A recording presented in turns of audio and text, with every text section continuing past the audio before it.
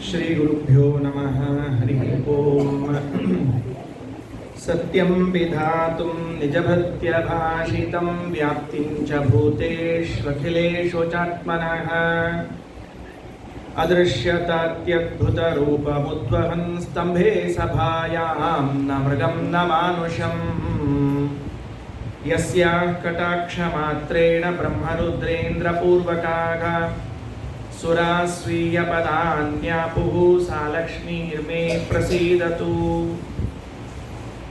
प्रथमो हनुमान् नाम द्वितीयो भीम एव च पूर्णप्रज्ञस्तृतीयस्तु भगवत्कार्यसाधकः यस्य वाक्कामधेनुर्नः कामितार्थान् प्रयच्छति सेवेतं जययोगीन्द्रं कामबाणच्छिदं सदा अस्मद्गुरुसमारम्भां टीकाकृत्पादमध्यगां श्रीमदाचार्यपर्यन्तां वन्दे गुरुपरम्परां।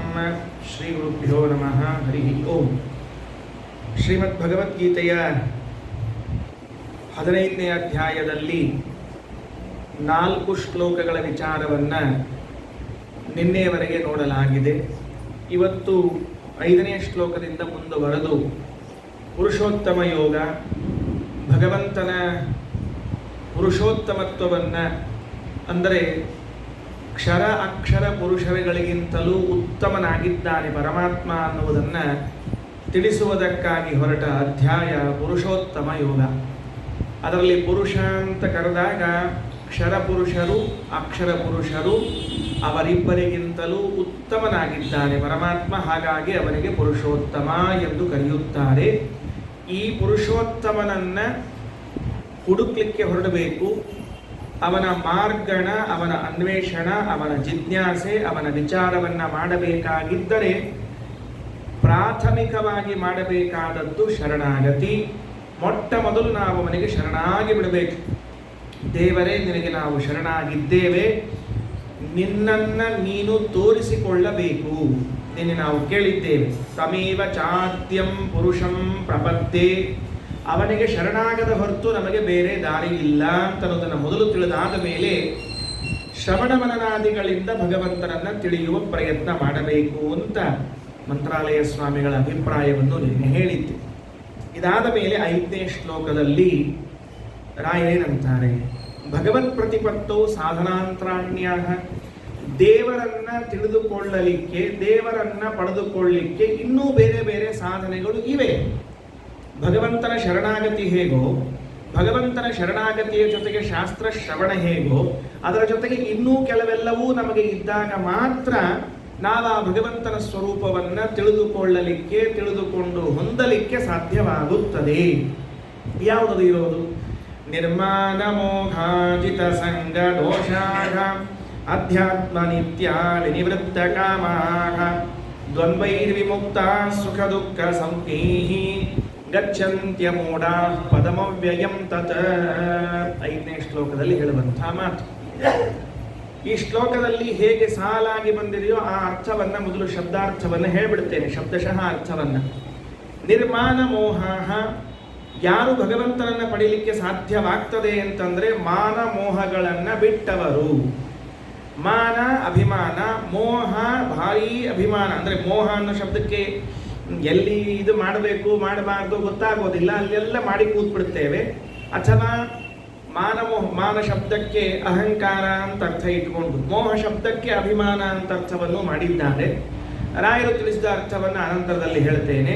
ಮಾನ ಮೋಹಾಃ, ಯಾರು ಮಾನ ಮತ್ತು ಮೋಹಗಳನ್ನು ಬಿಟ್ಟಿದ್ದಾರೋ, ಜಿತ ಸಂಗ ದೋಷಾಃ, ಯಾರು ಸಂಗ ದೋಷದಿಂದ ರಹಿತರಾಗಿದ್ದಾರೋ. ಏನಾಗುತ್ತೆ ಅಂದರೆ, ಸಂಗ ಮಾಡಿದಾಗ ಅವರ ದೋಷಗಳೆಲ್ಲ ನಮಗೂ ಬರುತ್ತೆ. ಉತ್ತಮರ ಸಂಘವನ್ನು ಮಾಡಿದಾಗ, ಯೋಗ್ಯರ ಸಂಘವನ್ನು ಮಾಡಿದಾಗ ಅವರ ಗುಣಗಳು ನಮ್ಮಲ್ಲಿ ಬಂದಂತೆ, ಅಧಮರ ಸಂಘವನ್ನು ಮಾಡಿದಾಗ ಅವರ ದೋಷಗಳು ನಮ್ಮಲ್ಲಿ ಬರಲಿಕ್ಕೆ ಅವಕಾಶ ಇದೆ. ಅದಕ್ಕೆ ಕೃಷ್ಣ ಹೇಳ್ತಾನೆ, ಚಿತಸಂಗ ದೋಷ, ಇವೆಲ್ಲವೂ ಒಂದೊಂದು ಸಾಧನೆಗಳು. ಮಾನ ಮೋಹಗಳು ರಹಿತರಾಗಿದ್ದವರು ಭಗವಂತನನ್ನು ಪಡೆಯುತ್ತಾರೆ. ಜಿತಸಂಗ ದೋಷ, ಸಂಘ ದೋಷ ರಹಿತರಾದವರು ಭಗವಂತನನ್ನು ಪಡೀತಾರೆ. ಅಧ್ಯಾತ್ಮ ನಿತ್ಯಾಹ, ಅಧ್ಯಾತ್ಮ ನಿತ್ಯಾಹ ಅಂದರೆ ಯಾವಾಗಲೂ ಶಾಸ್ತ್ರದ ವಿಚಾರವನ್ನು ತಿಳಿದುಕೊಳ್ಳುವ ಪ್ರಯತ್ನ ಮಾಡ್ತಾ ಇದ್ರೆ ಅವರು ಭಗವಂತನನ್ನು ಪಡೆದುಕೊಳ್ಳುತ್ತಾರೆ. ರಾಯರು ಅಧ್ಯಾತ್ಮ ಜ್ಞಾನೇ ಭಗವತ್ ಶ್ರವಣಾದವು ನಿರತಾಹ ಅಂತ ಬರೀತಾರೆ. ಭಗವಂತನನ್ನು ತಿಳಿಸಿಕೊಡುವಂತಹ ಶಾಸ್ತ್ರಗಳಲ್ಲಿ ನಿರತರಾಗಿರಬೇಕು, ಸದಾ ಅದರಲ್ಲಿ ಇರಬೇಕು. ವಿನಿವೃತ್ತ ಕಾಮಾಹ, ವಿನಿವೃತ್ತ ಕಾಮಾಹ ಅಂದರೆ ಆಸೆಗಳನ್ನು, ಲೌಕಿಕ ವಿಷಯಗಳ ಆಸೆಯನ್ನು ಕಳೆದುಕೊಂಡಿರಬೇಕು. ಸುಖ ದುಃಖ ಸಂಜ್ಞೈಹಿ ದ್ವಂದ್ವೈಹಿ ವಿಮುಕ್ತಾಹ, ಇದೊಂದು ದ್ವಂದ್ವ ಇದೆ, ಲಾಭ ಲಾಭ, ಸುಖ ದುಃಖ, ಜಯ ಪರಾಜಯ, ಈ ತರಹದ ದ್ವಂದ್ವಗಳಿಂದ ನಿವೃತ್ತರಾದವರು ಯಾರಿದ್ದಾರೋ ಅಮೂಢಾಹ, ಅಂಥವರು ಮಾತ್ರ, ಮೂಢರಲ್ಲ, ಅವರು ಜಾಣರು, ಅವರು ಪದಂ ಅವ್ಯಯಂ ಪದಂ ಗಚ್ಚಂತಿ, ಭಗವಂತನನ್ನು ಹೊಂದುತ್ತಾರೆ ಅಂತ ಸರಳವಾಗಿ ಶಬ್ದಾರ್ಥವನ್ನು ತಿಳಿದುಕೊಳ್ಳೋದು. ಇದರಲ್ಲಿ ಒಂದೊಂದೇ ಪದಗಳ ಅರ್ಥವನ್ನು ವಿವರಿಸುತ್ತಾ ಹೋದರೆ ತುಂಬ ಸಮಯ ತಗೊಳ್ಳುತ್ತದೆ. ಸಂಕ್ಷೇಪದಲ್ಲಿ ಹೇಳುತ್ತೇನೆ. ನಿರ್ಮಾಣ ಮೋಹಾಹ ಅನ್ನೋ ಶಬ್ದಕ್ಕೆ ರಾಯರು ಹೇಳಿದ ಅರ್ಥ ಅಹಂಕಾರ ಹಾಗೂ ಅಹಂಕಾರ ಮಿಥ್ಯಾಜ್ಞಾನಗಳಿಂದ ರಹಿತರಾಗಿರಬೇಕು. ಈಗ ಮೋಹ ಶಬ್ದಕ್ಕೆ ರಾಯರಿನ ಅರ್ಥ ಬರೀತಾರೆ ಅಂದರೆ ಮಿಥ್ಯಾಜ್ಞಾನ, ಮಾನ ಶಬ್ದಕ್ಕೆ ಅಹಂಕಾರ. ಭಾರಿ ವಿಚಿತ್ರ. ರಾಯರು ಮಾನ ಶಬ್ದಕ್ಕೆ ಅರ್ಥ ಕೊಟ್ಟದ್ದೇನು ಅಂದರೆ ಅಹಂಕಾರ ಅಂತ ಅರ್ಥ ಕೊಡ್ತಾರೆ. ಮೋಹ ಶಬ್ದಕ್ಕೆ ಅರ್ಥ ಏನು ಕೊಡ್ತಾರೆ ಅಂದರೆ ಮಿಥ್ಯಾಜ್ಞಾನ ಅಂತ ಅರ್ಥ ಕೊಡ್ತಾರೆ. ಮಿಥ್ಯಾಜ್ಞಾನ ಅಂದರೆ ಅದಕ್ಕೆ ದೃಷ್ಟಾಂತ ಬಹಳ ಚೆನ್ನಾಗಿರ್ತದೆ. ಯಾವುದು ಅದು ಆಗಿರುವುದಿಲ್ಲ, ಅದು ಆಗಿದೆ ಅಂತ ತಿಳಿದುಕೊಳ್ಳುವುದನ್ನೇ ಮಿಥ್ಯಾಜ್ಞಾನ ಅಂತ ಕರೀತಾ ಇದ್ದಾರೆ. ಹಾಗಾಗಿ ಯಾವ ವ್ಯಕ್ತಿ ಅಹಂಕಾರ ರಹಿತನಾಗಿರ್ತಾನೋ, ಯಾವ ವ್ಯಕ್ತಿ ಮಿಥ್ಯಾಜ್ಞಾನ ರಹಿತನಾಗಿರ್ತಾನೋ ಅವನು ಮಾತ್ರ ಭಗವಂತನನ್ನು ಹೊಂದಲಿಕ್ಕೆ ಸಾಧ್ಯವಾಗ್ತದೆ. ಇಲ್ಲದೆ ಇದ್ರೆ ಸಾಧ್ಯ ಆಗುವುದಿಲ್ಲ. ಹಂಗಾರೆ ನಮಗೆ ಭಗವಂತನನ್ನು ಹೊಂದಲಿಕ್ಕೆ ಅಡ್ಡಿಯಾಗಿದ್ಯಾವುದು, ಹೊಂದದೆ ಇರುವಂತೆ ನೋಡಿಕೊಂಡದ್ಯಾವುದು ಅಂದರೆ ನನ್ನ ಅಹಂಕಾರ. ನನ್ನ ಅಹಂಕಾರ. ಈ ಅಹಂಕಾರ ಅನ್ನೋ ಶಬ್ದಕ್ಕೆ ಬೇರೆ ಅರ್ಥ ಮಾಡಿಕೊಂಡಿರ್ತೀವಿ ನಾವೆಲ್ಲ. ಸೊಕ್ಕು, ಈಗೋ, ಹಿಂಗೆಲ್ಲ ಅರ್ಥ ಮಾಡ್ಕೊಂಡಿರ್ತೀವಿ. ಆ ಅರ್ಥಶಾಸ್ತ್ರದಲ್ಲಿ ಸ್ವಲ್ಪ ಕಡಿಮೆ ಹೇಳೋದು. ಅದಕ್ಕೆ ದರ್ಪ ಅಂತ ಕರೆದಿದ್ದಾರೆ. ಇಲ್ಲಿ ಅಹಂಕಾರ ಅನ್ನೋ ಶಬ್ದಕ್ಕೆ ಕರ್ತೃತ್ವ ಅಭಿಮಾನ, ನಾನು ಮಾಡ್ತೀನಿ ನಾನು ಮಾಡ್ತೀನಿ ನಾನು ಮಾಡ್ತೀನಿ ಅಂತಿದೆಯಲ್ಲ, ಇದು ಅಹಂಕಾರ ಅಂತ ಕರೀತಾರೆ. ಮಮಕಾರ ಅಂತೇನು ಕರೀತಾರಲ್ಲ ಅದಕ್ಕೆ ಸ್ವಾಮಿತ್ವ ಅಭಿಮಾನ ಅಂತ ಕರೆದಿದ್ದಾರೆ. ಎರಡು ಶಬ್ದಗಳು ಅಹಂಕಾರ ಮಮಕಾರಗಳು ಅಂತಿದೆ. ಇವೆರಡಕ್ಕೂ ಶಾಸ್ತ್ರೀಯ ಭಾಷೆಯಲ್ಲಿ ಅರ್ಥ ಏನು ಅಂದರೆ, ಒಂದು ನಾನು ಮಾಡ್ತೀನಿ ಅನ್ನುವುದು ಅಹಂಕಾರ, ಇದು ನನ್ನದು ಅಂತ ತಿಳಿದುಕೊಳ್ಳುವುದು ಮಮಕಾರ. ಈ ಮನೆ ನನ್ನದು, ಇದು ಮಮಕಾರ ಅಂದ್ರೆ ಸ್ವಾಮಿತ್ವ ಅಭಿಮಾನ. ಇದಕ್ಕೆ ನಾನು ಸ್ವಾಮಿ, ಈ ಮನೆಗೆ ನಾನು ಸ್ವಾಮಿ, ಇದನ್ನು ಯಾರು ಮಾಡಿದೆ, ನಾನು ಮಾಡಿದೆ, ಇದು ಕರ್ತೃತ್ವ ಅಭಿಮಾನ. ಈ ಕರ್ತೃತ್ವ ಅಭಿಮಾನವನ್ನ ಅಹಂಕಾರವೆಂಬುದಾಗಿಯೂ ಸ್ವಾಮಿತ್ವಾಭಿಮಾನವನ್ನ ಮಮಕಾರವೆಂಬುದಾಗಿಯೂ ಶಾಸ್ತ್ರ ತಿಳಿಸ್ತಾ ಇದೆ. ಅದಕ್ಕೆ ಪುರಾಣಗಳಲ್ಲಿ ಸಾಮಾನ್ಯವಾಗಿ ಹೇಳುವಾಗ ಅಹಂಕಾರ ಮಮಕಾರಗಳನ್ನು ಕಳೆದಿಟ್ಕೊಳ್ಬೇಕು. ಅಹಂಕಾರ ಮಮಕಾರ ಕಳ್ಕೊಳ್ಬೇಕು ಅಂದರೆ, ಮಮಕಾರ ಅಂದರೆ ಸ್ವಾಮಿತ್ವಾಭಿಮಾನವನ್ನು ಬಿಡುವುದು.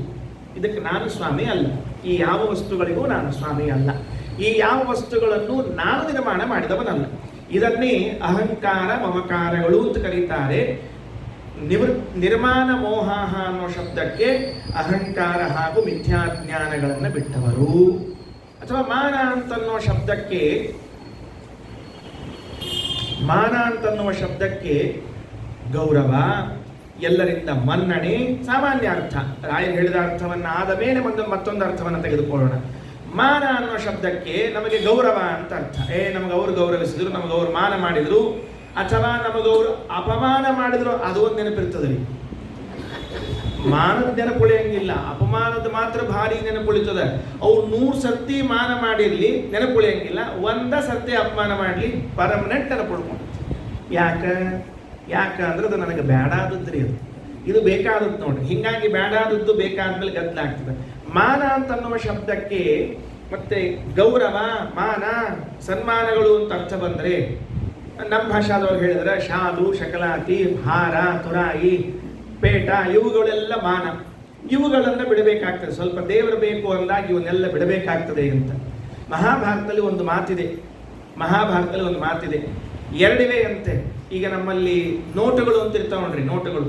ಅವು ಒಂದು ಈ ಊರಾಗ ಚಲಾವಣೆ ಆಗ್ತಿರ್ತಾವ, ಇನ್ನೊಂದು ಬೇರೆ ಊರಾಗ ಚಲಾವಣೆ ಆಗ್ತಿರ್ತಾವ. ಹಿಂಗೆ ಎರಡು ನೋಟ್ ಇರಂಗಿಲ್ಲ ಅವು. ಇಲ್ಲಿ ಇವು ಭಾರತದ ನೋಟು ಹೊರಗೆ ತೊಗೊಂಡು ಹೋದ್ರೆ ಏನು ಉಪಯೋಗ ಬೀಳುದಿಲ್ಲ. ಮನೆಯಾಗ ಇಟ್ಕೋಪ ಚಲೋ ಅಂತ ಹೇಳ್ತಿರ್ತಾರೆ ಅಷ್ಟ. ಅಲ್ಲಿ ನೋಟ್ ಇಲ್ಲಿ ತಗೊಂಡ್ಬಂದ್ರೆ ಹಾಕಿ ಕಸಕ್ಕೆ ಹಾಕು ಅಂತ ಇಷ್ಟೇ ಆದ್ರೆ, ಯಾಕಂದ್ರೆ ಅಲ್ಲಿ ಇಲ್ಲಿ ನಡೆಯಂಗಿಲ್ಲ, ಇಲ್ಲಿ ಅಲ್ಲಿ ನಡೆಯಂಗಿಲ್ಲ. ಹಾಗಾದ್ರೆ ಇಹಲೋಕ ಪರಲೋಕಗಳಲ್ಲಿ ಎರಡು ಪ್ರತ್ಯೇಕ ಚಲಾವಣೆಯಲ್ಲಿದ್ದ ನಾಣ್ಯಗಳಿವೆಯಂತೆ. ಯಾವುದು? ಅಯಂತು ಲೋಕಃ ಮಾನಸ್ಯ ಅಸೌ ಮೌನೇನ ಕೀರ್ತಿತಃ ಅಂತ ಹೇಳ್ತದೆ ಮಹಾಭಾರತ. ಇದಿದೆಯಲ್ಲ, ಈ ಲೋಕದಲ್ಲಿ ಮಾನ ಅಂತನ್ನುವುದು ಚಲಾವಣೆಯಲ್ಲಿ ಇದ್ದ ನೋಟು, ಆದರೆ ಆ ಲೋಕದಲ್ಲಿ ಮೌನೇನ ಕೀರ್ತಿತಃ. ಅಲ್ಲಿ ಮೌನಕ್ಕೆ ಹೆಚ್ಚು ಬೆಲೆ, ಇಲ್ಲಿ ಮಾನಕ್ಕೆ ಹೆಚ್ಚು ಬೆಲೆ. ಮಾ ಬೇಕೋ ಮೌ ಬೇಕೋ ನಮಗೆ ಬಿಟ್ಟದ್ದು. ಮಾನ ಅಂದ್ರೆ ಈ ಲೋಕದಲ್ಲಿ ಇರ್ತೀವಿ, ಮೌನ ಅಂದ್ರೆ ಅಲ್ಲಿ ಇರ್ತೀವಿ. ಮೌನ ಅಂದ್ರೆ ಏನು ಅನ್ನೋದಕ್ಕೆ ಅರ್ಥ ಬೇರೆ ಇದೆ. ಮತ್ತೆ ನಮ್ಮವ್ರು ಕೆಲವರು ಮೌನ ಅಂದ್ರೆ ಬಾಯಿ ಮುಚ್ಕೊಂಡು ಕೂಡುದು ಅಂತ ತಿಳ್ಕೊಂಡಿರ್ತಾರೆ. ಆ ಮೌನ ಅಲ್ಲ. ಮತ್ತೆ ಆ ಮೌನ ಭಾರಿ ಕಠಿಣ ರೀ.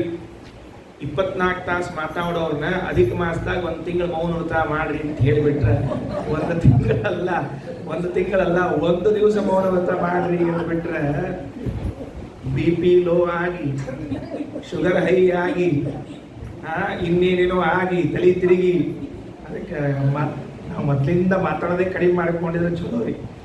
ಅಯಂತು ಲೋಕಃ ಮಾನಸ್ಯ ಅಸೌ ಮೌನೇನ ಕೀರ್ತಿತಃ.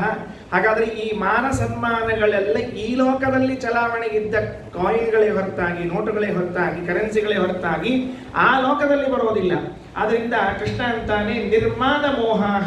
ನೋಡು ಅರ್ಜುನ, ಮೊದಲು ಈ ಮಾನ ಮೋಹಗಳನ್ನು ಕಳ್ಕೋ, ಮಿಥ್ಯಾಜ್ಞಾನವನ್ನು ಕಳ್ಕೋ, ಮಾನವನ್ನು ಕಳ್ಕೋ, ಆಗ ಮಾತ್ರ ನಿನಗೆ ಅಹಂಕಾರ ಇರಬಹುದು ಬೇಡ, ಮಾನ ಮೋಹ ಇರುವುದು ಬೇಡ, ಆಗ ಮಾತ್ರ ಆಗ್ತದೆ ಅಂತ.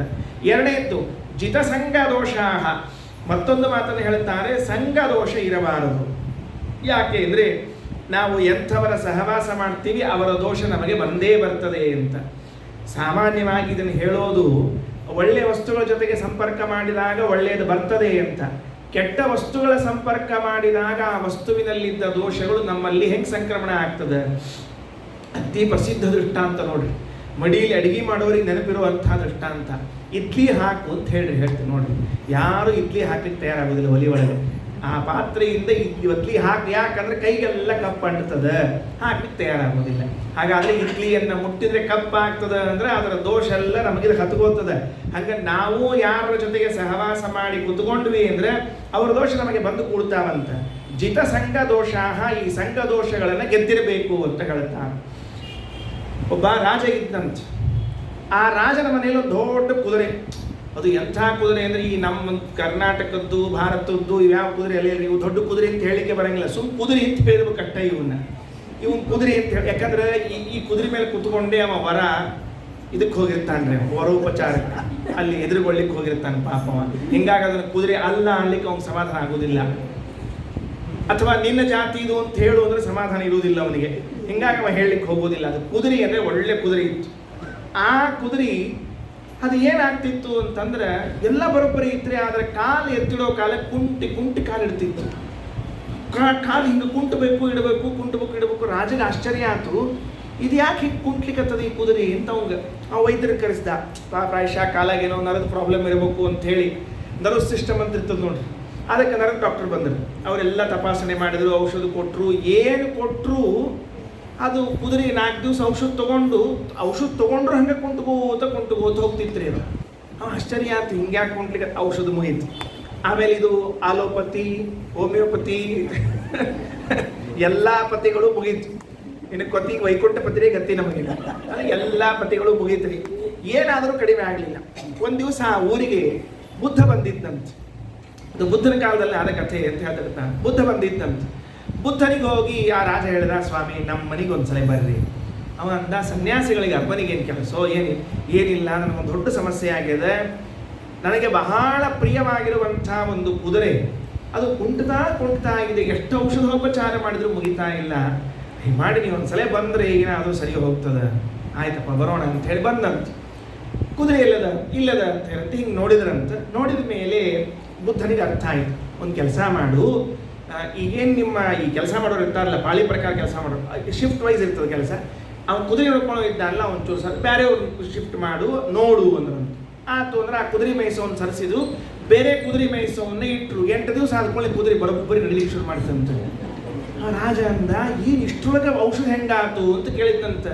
ಬುದ್ಧ ಹೇಳಿದ್ದಂತೆ, ಏನು ವ್ಯತ್ಯಾಸ ಏನಿಲ್ಲ, ಅವ ಕುದುರೆ ಮೇಯಿಸೋ ಇದ್ದಲ್ಲ, ಅವ ಕುಂಟುತ್ತಿದ್ದಂತೆ.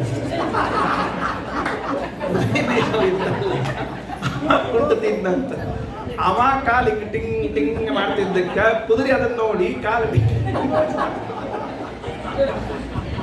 ಸಹವಾಸ ದೋಷ ಅಂತ ಕರೀತಾರೆ ಇದಕ್ಕೆ ಇಂಗ್ಲಿಷ್ ಮೀಡಿಯಂ ಒಳಗೆ. ಅದಕ್ಕೆ ಕುಂಟು ಕುದುರೆ ಮೇವು ಹಾಕೋ ಇದ್ದ ಅಂದ್ರೆ ಆ ಕುದುರೆನೂ ಕುಂಟುತ್ತಿರ್ತದೆ. ಚೇಂಜ್ ಮಾಡಿದ ಅವ ಚಲೋ ಕಾಲಿದ್ದ ಅವ ಕುದುರೆ ಮೇಯಿಸ್ಲಿಕ್ಕತ್ತಾರೆ. ಅವ ಚಲೋ ಕಾಲಿದ್ದ ಅವ ಕುದುರೆ ಮೇಯಿಸ್ಲಿಕ್ಕತ್ಕೊಳ್ಳಿ ಕುದುರೆ ನೋಡ್ತದನ್ನ ಅದ್ರ ಹಂಗೆ ನಡೀಲಿಕ್ಕೆ ಶುರು ಮಾಡಿತ್ತು, ಸರಿ ಹೋಗ್ಬಿಡುತ್ತೆ ಕಾಲದು. ಅದಕ್ಕೆ ಸಹವಾಸ ಹೆಂಗಿರ್ತದೋ ಅಂಥದ್ದು ನಮ್ಮಲ್ಲಿ ಬರ್ತದ ಎಂಬುದಕ್ಕೆ ದೃಷ್ಟಾಂತ. ನಿರ್ಮಾಣ ಮೋಹ ಜಿತಸಂಗ ದೋಷಾಘ ಅಧ್ಯಾತ್ಮ ನಿತ್ಯಾಘ ವಿನಿವೃತ್ತ ಕಾಮಾಘ. ಜೊತೆಗೇನಾಗಬೇಕು, ಅಧ್ಯಾತ್ಮದಲ್ಲಿ ನಿತ್ಯ ನಿರತನಾಗಿರಬೇಕು. ವಿನಿವೃತ್ತ ಕಾಮಾಘ, ಈ ವಿಷಯ ಅಪೇಕ್ಷೆಗಳನ್ನು ಬಿಟ್ಟಿರಬೇಕು. ಸುಖ ದುಃಖಗಳೆಂಬ ದ್ವಂದ್ವಗಳಿಂದ ದೂರ ಆಗಿರಬೇಕು. ಪ್ರತಿಯೊಬ್ಬ ಮನುಷ್ಯನಿಗೂ ಈ ಸುಖ ದುಃಖ ದ್ವಂದ್ವಗಳು ಸದಾ ಇರುವಂಥದ್ದು, ಅದು ದೂರ ಹೋಗ್ಲಿಕ್ಕೆ ಸಾಧ್ಯ ಇಲ್ಲ. ಅವುಗಳನ್ನು ತ್ಯಾಗ ಮಾಡಿದಾಗ ಮಾತ್ರ ಭಗವಂತನ ಹೊಂದಲಿಕ್ಕೆ ಸಾಧ್ಯ ಇದೆ ಅಂತಿದು ಒಂದು ರೀತಿಯಿಂದ. ಹೀಗೆ ಶಬ್ದ ಇದೆಯೋ ಅದರಂತೆ ಅರ್ಥ ಬರೆದದ್ದು. ವಿದ್ಯಾಮಾನ್ಯ ತೀರ್ಥ ಶ್ರೀಪಾದಂಗಳವರು ಗೀತಾ ಪ್ರವಚನ ಮಾಲಿಕೆಯನ್ನು ನಾನು ಹೇಳಿದ್ನಲ್ಲ, ಮೊನ್ನೆ ಹೇಳಿದೆ. ವಿಶ್ವೇಶ ತೀರ್ಥ ಶ್ರೀಪಾದರು ಗೀತಾ ಉಪನ್ಯಾಸ ಮಾಲಿಕೆ ಮಾಡಿದ್ದಾರೆ. ವಿದ್ಯಾಮಾನ್ಯ ತೀರ್ಥ ಶ್ರೀಪಾದರದ್ದು ಉಂಟು. ಅದರಲ್ಲಿ ಈ ಶ್ಲೋಕಕ್ಕೆ ವ್ಯಾಖ್ಯಾನ ಮಾಡುವಾಗ ಅವರೊಂದು ಹೊಸ ಪ್ರಯೋಗವನ್ನು ತೋರಿಸ್ತಾರೆ. ಈ ಶ್ಲೋಕದಲ್ಲಿ ಎಲ್ಲ ವಾಕ್ಯಗಳು ಇದ್ದ ಸ್ಥಳದಲ್ಲಿ ಏನೇ ಇಟ್ಟುಕೊಳ್ಳಬೇಡ್ರಿ, ಸ್ವಲ್ಪ ಚೇಂಜ್ ಮಾಡಿದಾಗ ಒಂದು ಹೊಸ ಅರ್ಥ ಬರ್ತದೆ ಅಂತಂತ. ಈಗೇನವ ಹೆಂಗದ ಅದು ನಿರ್ಮಾಣ ಮೋಹಾಹ ಜಿತಸಂಗ ದೋಷಾಹ ಅಧ್ಯಾತ್ಮ ನಿತ್ಯಾಹ ವಿನಿವೃತ್ತ ಕಾಮಾಹ ದ್ವಂದ್ವೈರ್ ವಿಮುಕ್ತಾಹ ಸುಖ ದುಃಖ ಸಂಜ್ಞೈಹಿ ಗಚ್ಚಂತ್ಯ ಮೂಢ ಪದಮವೇಂ ತತದೈಲು. ಎಲ್ಲ ಹಿಂಗೆ ವ್ಯಾಖ್ಯಾನ ಮಾಡಿಬಿಟ್ಟಾರೆ ಸರಳವಾಗಿ. ಮಾನ ಅಹಂಕಾರ ಮೋಹ ಮಿಥ್ಯಾಜ್ಞಾನ ಕಳೆದುಕೋ, ಸಂಘದೋಷವನ್ನು ಕಳೆದುಕೋ. ಸಂಘದೋಷ ಎಂಬುದಕ್ಕೆ ನಾನೊಂದು ದೃಷ್ಟಾಂತ ಕೊಟ್ಟಿದ್ದೇನೆ, ರಾಯರೊಂದು ಅರ್ಥ ಹೇಳಿದ್ದಾರೆ, ಅದನ್ನು ಆಮೇಲೆ ಹೇಳ್ತೀನಿ. ಜಿತ ಸಂಘದೋಷ ಎಂಬುವಲ್ಲಿ ಸಣ್ಣದೊಂದು ಗ್ಯಾಪ್ ತಗೊಳ್ತಾರೆ ರಾಯರು, ಮಹಾ ಚಂದ. ಜಿತ ಸಂಘದ ಮಧ್ಯದಲ್ಲಿ ಏನು ಶಬ್ದ ಬರ್ಕೊಳ್ಬೇಕು ಅಂದ್ರೆ ವಿಷಯ ಸಂಘ ದೋಷ ಅಂತ ಬರ್ಬಿಡ್ತಾರೆ. ಜಿತ ವಿಷಯ ಸಂಘ ದೋಷ. ಯಾಕೆ ಇದನ್ನು ಹೇಳಿದ್ರು ಅಂದ್ರೆ ಈ ವಿಷಯಗಳಲ್ಲಿ ಏನು ದೋಷ ಇದೆಯಲ್ಲ, ಯಾರು ಸೇವನೆ ಮಾಡ್ತಾರೋ ಆ ವಿಷಯ ತನ್ನಲ್ಲಿರುವ ದೋಷವನ್ನ ಸೇವನೆ ಮಾಡಿದವರಿಗೆ ಟ್ರಾನ್ಸ್ಫರ್ ಮಾಡುತ್ತಂತೆ. ಭಾರಿ ವಿಚಿತ್ರ, ಭಾರಿ ವಿಚಿತ್ರ ರಾಯರ ಪ್ರಕಾರ. ಏನ್ ವಿಷಯವನ್ನು ನೀನು ಸೇವನೆ ಮಾಡ್ತಾ ಇದ್ದಿ? ರೂಪ, ಕಣ್ಣಿನಿಂದ ಸೇವನೆ ಮಾಡ್ತಾ ಇದ್ದಿ, ಎಲ್ಲ ಅದಕ್ಕೆ ವಿಷಯ ಕರೀತಾರೆ. ವಿಷಯ ಅಂದ್ರೆ ಹೌದು, ಶಬ್ದ ಸ್ಪರ್ಶ ರೂಪ ರಸಗಂಧಗಳೇ ವಿಷಯಗಳು. ಯಾಕಂದ್ರೆ ಕಣ್ಣು ಕಿವಿ ಮೂಗು ಬಾಯಿಗಳನ್ನು ವಿಷಯ ಅಂತ ಕರೀಲಿಕ್ಕೆ ಬರಂಗಿಲ್ಲ, ಅವುಗಳನ್ನು ಇಂದ್ರಿಯ ಅಂತ ಕರೀತಾರೆ. ಕಣ್ಣು ಕಿವಿ ಮೂಗು ಬಾಯೆಲ್ಲ ಇಂದ್ರಿಯಗಳಾದಾಗ ವಿಷಯ ಅಂತ ಯಾವುದು ಕರಿಬೇಕು? ಶಬ್ದ ಸ್ಪರ್ಶ ರೂಪ ರಸಗಂಧಗಳು. ಹಾಗಾಗಿ ಶಬ್ದ ಇದೆಯಲ್ಲ, ಆ ಶಬ್ದ ನಮ್ಮ ಕಿವಿಗೆ ಬಿದ್ದಾಗ ತನ್ನಲ್ಲಿದ್ದ ದೋಷವನ್ನ ನನ್ನಲ್ಲಿ ಇಳಿಜಾರಿಸಿ ಬಿಡ್ತದಂತೆ. ಗಂಧ ಇದೆಯಲ್ಲ, ಅದು ತನ್ನಲ್ಲಿದ್ದ ದೋಷವನ್ನ ನಮ್ಮಲ್ಲಿ ಬಿಡ್ತದೆ. ಅದಕ್ಕೆ ರಾಯರಂತಾರ ಜಿತ ವಿಷಯ ಸಂಘ ದೋಷಾಹ. ಕೃಷ್ಣನ ವಾಕ್ಯದಲ್ಲಿ ಏನ್ ಸೇರಿಸ್ಕೋಬೇಕು? ಜಿತ ಗೆಲ್ಲಬೇಕು. ಯಾವುದನ್ನು ಗೆದ್ದಿರಬೇಕು ಅಂದ್ರೆ ವಿಷಯ ಸಂಘ ದೋಷಾಹ. ವಿಷಯಗಳ ಸಂಘದಿಂದ ಬರುವಂತಹ ದೋಷವನ್ನ ಗೆದ್ದಾಗ ಮಾತ್ರ ಭಗವಂತನ ಕಾಣಲಿಕ್ಕೆ ಸಾಧ್ಯ ಆಗ್ತದೆ. ಇದು ರಾಯರ ವ್ಯಾಖ್ಯಾನ ಮಾಡಿದ್ದು. ಇದರ ಬಗ್ಗೆ ವಿವರಣೆ ಮತ್ತೆ ಕೊಡೋಣಂತ ಸಾಧ್ಯ ಆದ. ಈಗ ನಾನು ಹೇಳ್ತಾ ಇದ್ದದ್ದು ವಿದ್ಯಾಮಾನ್ಯ ತೀರ್ಥ ಶ್ರೀಪಾದರ ವ್ಯಾಖ್ಯಾನ. ಯಾಕೆ ಅಂದ್ರೆ ಅವರು ಏನು ಹೊಂದಿಸಿದ್ದಾರೆ, ಹಿಂದಿನ ಶ್ಲೋಕದಲ್ಲಿ ಬಂದ ರಾಯರ ಮಾತಿಗೆ ಅನುಗುಣವಾಗಿ ಮುಂದಿನ ಶ್ಲೋಕವನ್ನು ಹೊಂದಿಸ್ತಾ ಇದ್ದಾನೆ. ಹಿಂದೆ ಏನು ಹೇಳಿದ್ವಿ? ಮೊದಲನೇದಾಗಿ ಶರಣಾಗತಿ ಅಂತ ಅನ್ನುವುದೇನಿದೆಯಲ್ಲ, ಶರಣಾಗತಿ ಇದು ಭಗವಂತನನ್ನ ಹೊಂದಲಿಕ್ಕೆ ಬೇಕಾಗಿರುವಂಥ ಮೊದಲನೇ ಸಾಧನ. ಎರಡನೇ ಸಾಧನ ಯಾವುದು? ಶ್ರವಣಾದಿಗಳು ಅಂತಿದೆಯಲ್ಲ, ಅದನ್ನ ಇಟ್ಟುಕೊಂಡು ಇಡೀ ಶ್ಲೋಕವನ್ನು ಯೋಚನೆ ಮಾಡ್ತಾನೆ. ಮಾಡಿದಾಗ ಈ ಶ್ಲೋಕದಲ್ಲಿ ಮೊದಲನೇ ಶಬ್ದ ಯಾವುದು ಬರಬೇಕು? ಅವರ ಪ್ರಕಾರ ಆಧ್ಯಾತ್ಮ ನಿತ್ಯಾಹ. ಮೊದಲನೇ ಹೇಳಿದಂತೆ ನೋಡ್ಕೊಳ್ತಾ ಹೋಗ್ರಿ. ಗ್ರಂಥ ಇದ್ದವರು ಪೆನ್ನು ಪುಸ್ತಕ ತಂದಿದ್ದಿದ್ರೆ ನಂಬರ್ 1 2 3 ಹಾಕ್ಕೊತ ಹೋಗ್ರಿ, ಅವಾಗ ಅರ್ಥ ಆಗ್ತದೆ. ಅಧ್ಯಾತ್ಮ ನಿತ್ಯಾಹ ಇದರ ಅರ್ಥ ಏನು ಅಂದ್ರೆ ಶಾಸ್ತ್ರಜ್ಞಾನವನ್ನ ನಿರಂತರವಾಗಿ ಮಾಡಿಕೊಳ್ತಾ ಇರಿ. ಇದರ ಅರ್ಥ ಹಂಗೆ ಇದೆ, ರಾಯರು ಬರೆದ ಅರ್ಥವೇ, ಬೇರೆ ಏನಿಲ್ಲ. ನಿರಂತರವಾಗಿ ಶಾಸ್ತ್ರಜ್ಞಾನ ಮಾಡಿಕೊಳ್ಳ್ರಿ. ಏನಾಗ್ತದೆ ಲಾಭ? ಆ 24 ತಾಸು ಕೇಳಿದ್ವಿ, ನಿನ್ನೆ ಹೇಳಿದ್ದೀನಿ ನಾನು, 24 ತಾಸು ಶಾಸ್ತ್ರ ಶ್ರವಣ ಮಾಡ್ರಿ ಅಂತ ಮಾತಿಗೆ ಏನಾಗ್ತದೆ ಅಂತ ಕೇಳಿದ್ರೆ ಅದಕ್ಕೆ ನೆಕ್ಸ್ಟ್ ಮುಂದಿನ ಮಾತು ನಿರ್ಮಾಣ ಮೋಹಾಹ. ಆವಾಗಲೇನೆ ಅಹಂಕಾರವನ್ನ ಮತ್ತು ಮೋಹವನ್ನ ಕಳೆದುಕೊಳ್ಳಿಕ್ಕೆ ಸಾಧ್ಯವಾಗುತ್ತದೆ. ಅಹಂಕಾರ ಮಿಥ್ಯಾಜ್ಞಾನಗಳು ಹೋಗೋದು ಯಾವಾಗ? ನಿರಂತರವಾಗಿ ಶಾಸ್ತ್ರ ಶ್ರವಣ ಮಾಡ್ತಾ ಇದ್ದಾಗ ಮಾತ್ರ ಅಹಂಕಾರ ಮಿಥ್ಯಾಜ್ಞಾನಗಳು ಹೋಗ್ತದೆ. ಹಾಗಾದ್ರೆ ಒಂದಕ್ಕೊಂದು ಸ್ಟೆಪ್ ಬೈ ಸ್ಟೆಪ್ ಹೇಳ ಕೃಷ್ಣ. ವಿದ್ಯಾಮಾನ್ಯ ತೀರ್ಥ ಶ್ರೀಪಾದರು ಹೇಳಿದಂತೆ ಮೊದಲನೇದಾಗಿ ಏನು ತಗೊಳ್ಬೇಕು? ಅಧ್ಯಾತ್ಮ ನಿತ್ಯಾಹ. ನಾನು ನಿಮ್ಗೊಂದು ಆಶ್ಚರ್ಯ ಹೇಳ್ತೀನಿ. ನೀವು ನಿರಂತರವಾಗಿ ಹೀಗೆ ನೀವು 1 ವಾರ 2 ವಾರ ಕೇಳ್ತಿದ್ದೀರಿ, ಇದು ಸಾಲೋದಿಲ್ಲ. ಪ್ರಾಮಾಣಿಕವಾಗಿ ಹೇಳಬೇಕು, ಇದು ಸಾಲೋದಿಲ್ಲ. ನೀವು ಎಷ್ಟು ದಿವಸ ಎಷ್ಟು ಕ್ಷಣಗಳು ಸಾಧ್ಯ ಇದೆಯೋ ಅಷ್ಟು ಕ್ಷಣಗಳು ನೀವು ನಿರಂತರವಾಗಿ ಶಾಸ್ತ್ರ ಕೇಳ್ತಾ ಇದ್ರೆ ನಿಮ್ಮಲ್ಲಿ ಬದಲಾವಣೆ ಆಗಿಯೇ ಆಗುತ್ತೆ. ಅಂದರೆ 100% ಆಗ್ತದೆ, 100% ಆಗ್ತದೆ. ಆದರೆ ನಿರಂತರತೆ ಇರಬೇಕಷ್ಟೇ, ನಿರಂತರತೆ ಇರಬೇಕು. ನಮ್ಮಲ್ಲಿ ಜಾಸ್ತಿ ಮಾಡ್ತಿರ್ತಾರೆ ಯಾವಾಗಲೂ ಭಾವಿ ಕಟ್ಟಿ ಕಲ್ಲು ಅಂತ ಒಂದಿರ್ತದೆ. ಆ ಭಾವಿ ಕಟ್ಟಿ ಕಲ್ಲು ಅದೇನಾಗ್ತಿರ್ತದೆ ಅಂದ್ರೆ ದಿವಸ ಕೊಡ ಇಟ್ಟು ಇಟ್ಟು ಇಟ್ಟು ಇಟ್ಟು ಅದೇ ಭಾವಿ ಕಟ್ಟಿ ಕಟ್ಟೋ ಕಾಲಕ್ಕೆ ಕಲ್ಲಿಗೆ ತೆಗ್ ಹಾಕಿದ್ದಿಲ್ರಿ. ಅದಕ್ಕಮ್ಮ ಕಲ್ಲಿಗೆ ತೆಗ್ ಹಾಕಿದ್ದಿಲ್ಲ, ಕೊಡ ಇಟ್ಟಿಟ್ಟೇನಾತಂದ್ರೆ ತೆಗ್ ಬಿತ್ರಿ. ಅದು ಕಲ್ಲಿಗೆ ತೆಗ್ ಬೀಳ್ತದ ದಿವಸ ಇಟ್ರೆ ಈ ತಲೆಗೆ ಬೀಳುದಿಲ್ಲ. ಮತ್ತೆ ದಿವಸ ಕೇಳಬೇಕು, ದಿವಸ ಕೇಳಿದಾಗ ಅದರಲ್ಲಿ ಬದಲಾವಣೆ ಆಗಿಯೇ ಆಗ್ತದೆ, ಇಲ್ಲ ಅಂತ ಹೇಳಲಿಕ್ಕೆ ಹೋಗ್ಬೇಡಿ. ಅಂದ ಮೇಲೆ ಅಧ್ಯಾತ್ಮ ನಿತ್ಯಾಹ ನಿರಂತರವಾಗಿ ಶಾಸ್ತ್ರದ ಶ್ರವಣವು ನನ್ನಲ್ಲಿರುವಂತಹ ಅಹಂಕಾರವನ್ನ, ನನ್ನಲ್ಲಿರುವಂತಹ ಮಿಥ್ಯಾಜ್ಞಾನವನ್ನ ದೂರ ಮಾಡಿಯೇ ಮಾಡುತ್ತದೆ. ಬಹಳ ಚೆನ್ನಾಗಿ ವ್ಯಾಖ್ಯಾನ ನೋಡ್ರಿ. ಅದಕ್ಕೆ ವಿದ್ಯಾ ದದಾತಿ ವಿನಯಂ ಅಂತ ಕರೆದದ್ದು.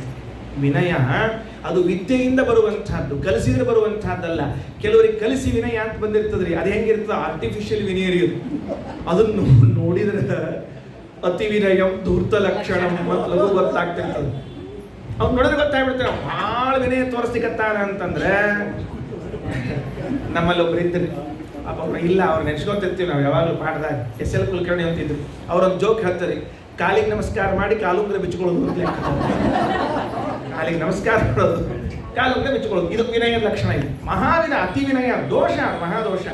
ಆದ್ದರಿಂದ ವಿದ್ಯಾದದಾತಿ ವಿನಯಂ ಅನ್ನುವಂತಹ ಮಾತೇನು ತಿಳಿಸ್ತದೆ, ಅಧ್ಯಾತ್ಮ ನಿತ್ಯಾಹ ನೀವು ನಿರಂತರವಾಗಿ ಶಾಸ್ತ್ರವನ್ನ ಕೇಳ್ತಾ ಇದ್ದರೆ ಆಗ ನಮ್ಮಲ್ಲಿರುವಂತಹ ಅಹಂಕಾರ ದೂರ ಆಗ್ತದೆ. ನಾನಲ್ಲ, ನಾನು ಕರ್ತೃ ಅಲ್ಲ. ಮಿಥ್ಯಾಜ್ಞಾನ, ಏನೇನೋ ತಪ್ಪು ತಿಳುವಳಿಕೆ ಇದ್ದು ದೇವರ ಬಗ್ಗೆ, ಶಾಸ್ತ್ರದ ಬಗ್ಗೆ. ಇವತ್ತಿಗೂ ನನಗೆ ಆಶ್ಚರ್ಯ ಅನಿಸ್ತದೆ, ಎಷ್ಟೋ ಜನ ನನ್ನ ಹತ್ರ ಪ್ರಶ್ನೆ ಕೇಳುವಾಗ ಅವರಿಗೇನು ಹಿಂದಿನ ಸಂಸ್ಕಾರಗಳೆಲ್ಲ ಕೂತಿರ್ತಾವಲ್ಲ, ಅದೆಲ್ಲ ಕೂತು ಏನೇನೋ ಪ್ರಶ್ನೆಗಳು ಬರ್ತಿರ್ತಾವ. ಶಾಸ್ತ್ರ ಹಂಗೆ ಎಂದೂ ಹೇಳಿಲ್ಲ. ಈಗ ನೋಡ್ರಿ, ಒಂದು ದೃಷ್ಟಾಂತ ಹೇಳ್ತೀನಿ. ದಾನ ಕೊಡ್ರಿ, ಅಧಿಕ ಮಾಸದಾಗ ದಾನ ಕೊಡ್ರಿ ಅಂತ ಹೇಳ್ತಾವ ನೋಡ್ರಿ. ಇದಕ್ಕೆಲ್ಲ ಏನೇನೇನೋ ಕಲ್ಪನಾ, ಅಯ್ಯೋ ಏನು ಕೊಡಬೇಕು, ಏನು ಮಾಡಬೇಕು. ಹಂಗೆ ಎಂದೂ ಶಾಸ್ತ್ರ ನಾಶಕ್ಕೆ ವಿಧಿಚೋದನ, ನಮ್ಮ ಕೈಯಿಂದ ಆಗದೇ ಇದ್ದದ್ದನ್ನ ಎಂದೂ ಶಾಸ್ತ್ರ ಎಕ್ಸ್ಪೆಕ್ಟೇ ಮಾಡುವುದಿಲ್ಲ, ಎಂದೂ ಮಾಡುವುದಿಲ್ಲ.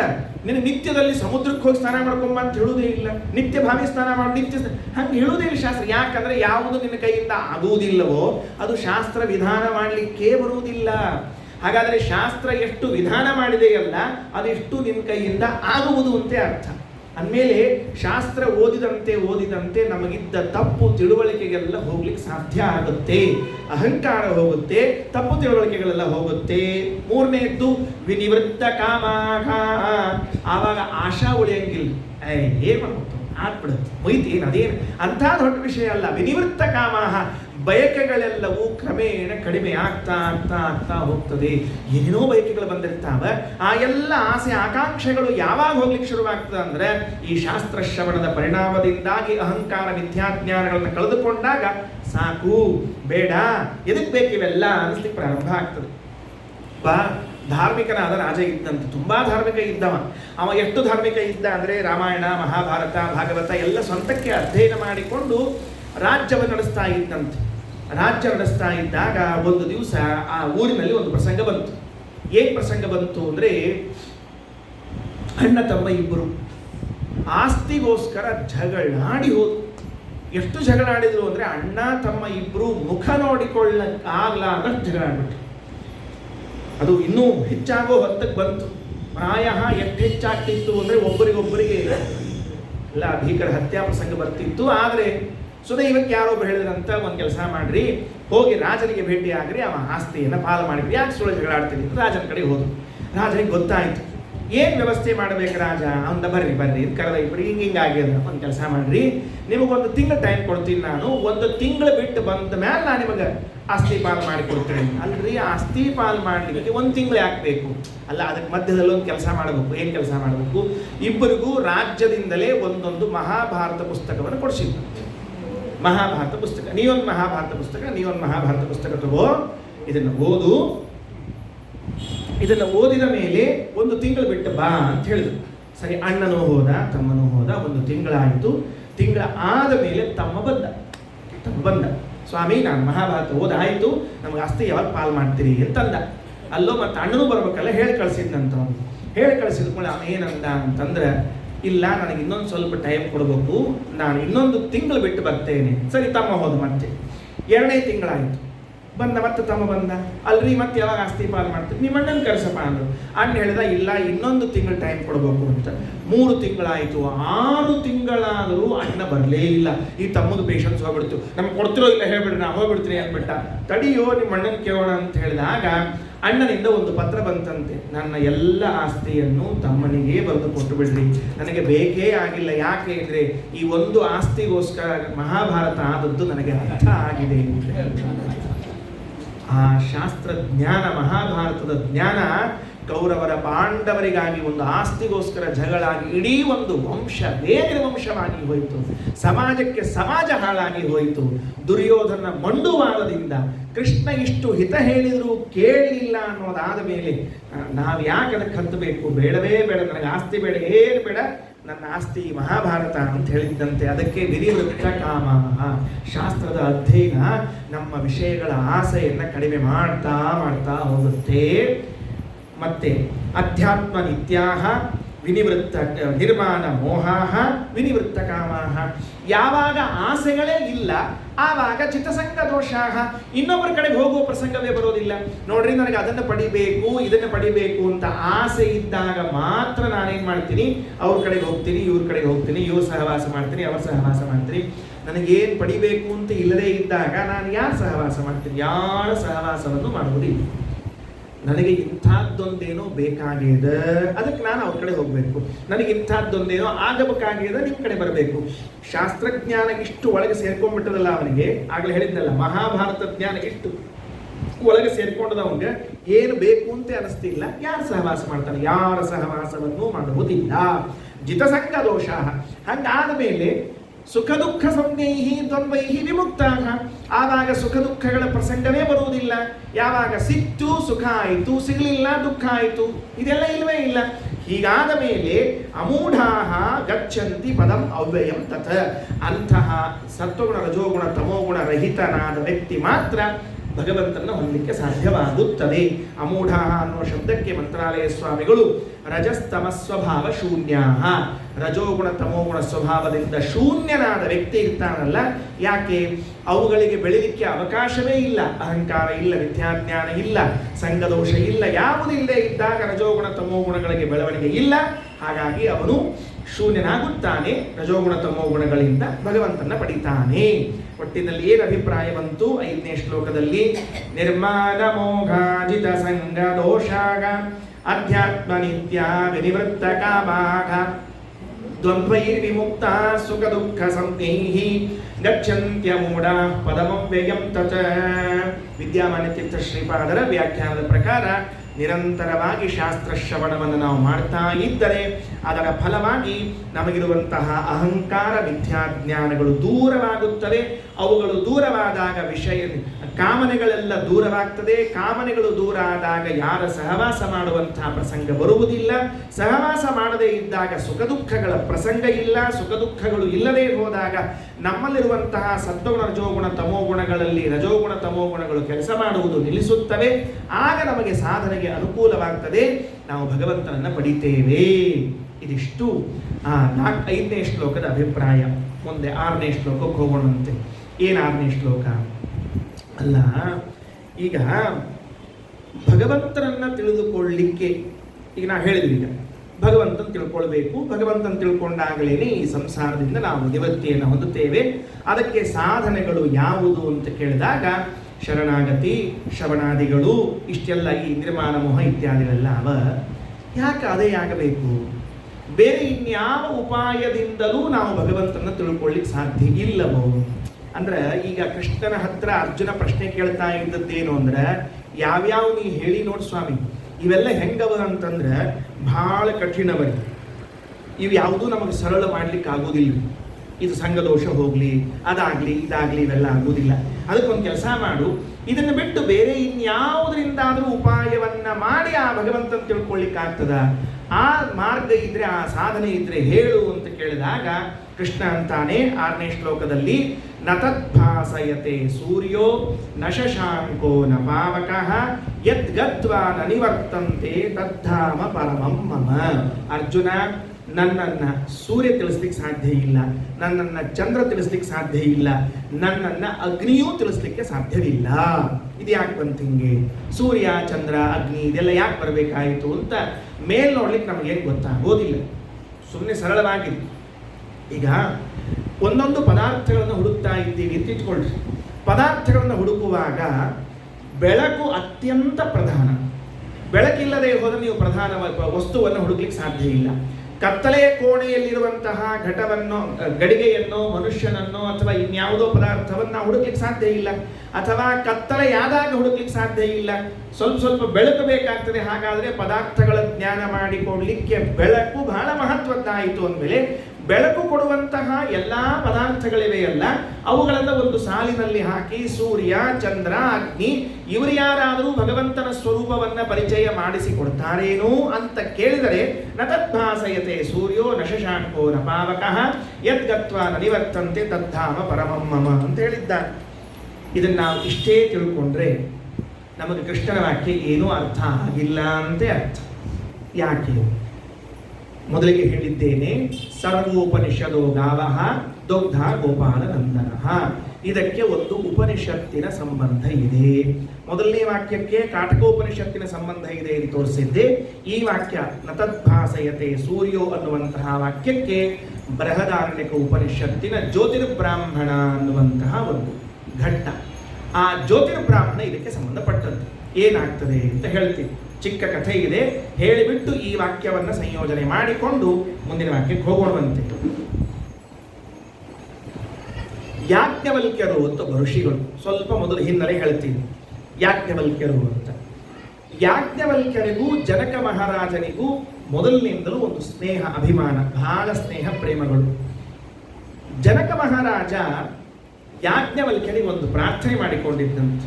ಏನು ಪ್ರಾರ್ಥನೆ ಮಾಡಿಕೊಂಡಿದ್ದು? ಸ್ವಾಮಿ, ನಮ್ಮ ಮನೆಗೆ ನಿಮಗೆ ಯಾವಾಗ ಬರಬೇಕು ಅಂತ ಅನಿಸ್ತದ ಆವಾಗ ಬರಬೇಕು. ಆಮಂತ್ರಣದ ನಿರೀಕ್ಷೆಯನ್ನು ಇಟ್ಕೊಳ್ಬಾರ್ದು. ಸಾಮಾನ್ಯವಾಗಿ ನಾನು ಹಿಂಗೆ ಯಾರಿಗೂ ಹೇಳೋದಿಲ್ಲ, ಫೋನ್ ಮಾಡ್ಕೊಂಡು ಬರ್ರಿ ಅಂತ ಹೇಳ್ತಿರ್ತೀನಿ. ನಾವೆಲ್ಲ ಹಂಗೆ ಒಮ್ಮಿಂದೊಮ್ಮೆ ಬರಬಾರದು. ಮನ್ಯಾಗ ನಮ್ಮದು 100 ಸಮಸ್ಯೆ ಇರ್ತಾವ. ಆಚಾರ, ನೀವು ಬರೋದಿದ್ರೆ ಒಂದು ಫೋನ್ ಮಾಡಿ ಬರ್ರಿ, ಬರದೇ ಇದ್ರೆ ಭಾಳ ಚಲೋನೇ. ಅಕಸ್ಮಾತ್ ಬಂದ್ರಿ ಅಂದ್ರೆ ಫೋನ್ ಮಾಡಿ ಬರ್ರಿ ಅಂತ ಹೇಳಿರ್ತೀವಿ ನಾವು. ಇವತ್ತಂತೂ ಹಿಂಗೆ ಆಗ್ಬಿಟ್ಟದ್ರಿ. ಭಾರಿ ವಿಚಿತ್ರ ಅಂದ್ರೆ ಭಾರಿ ವಿಚಿತ್ರ. ಯಾರು ಯಾರ ಮನೆಗೆ ಹೋಗೋ ಹಂಗೆ ಇಲ್ಲೇ ಇಲ್ಲ.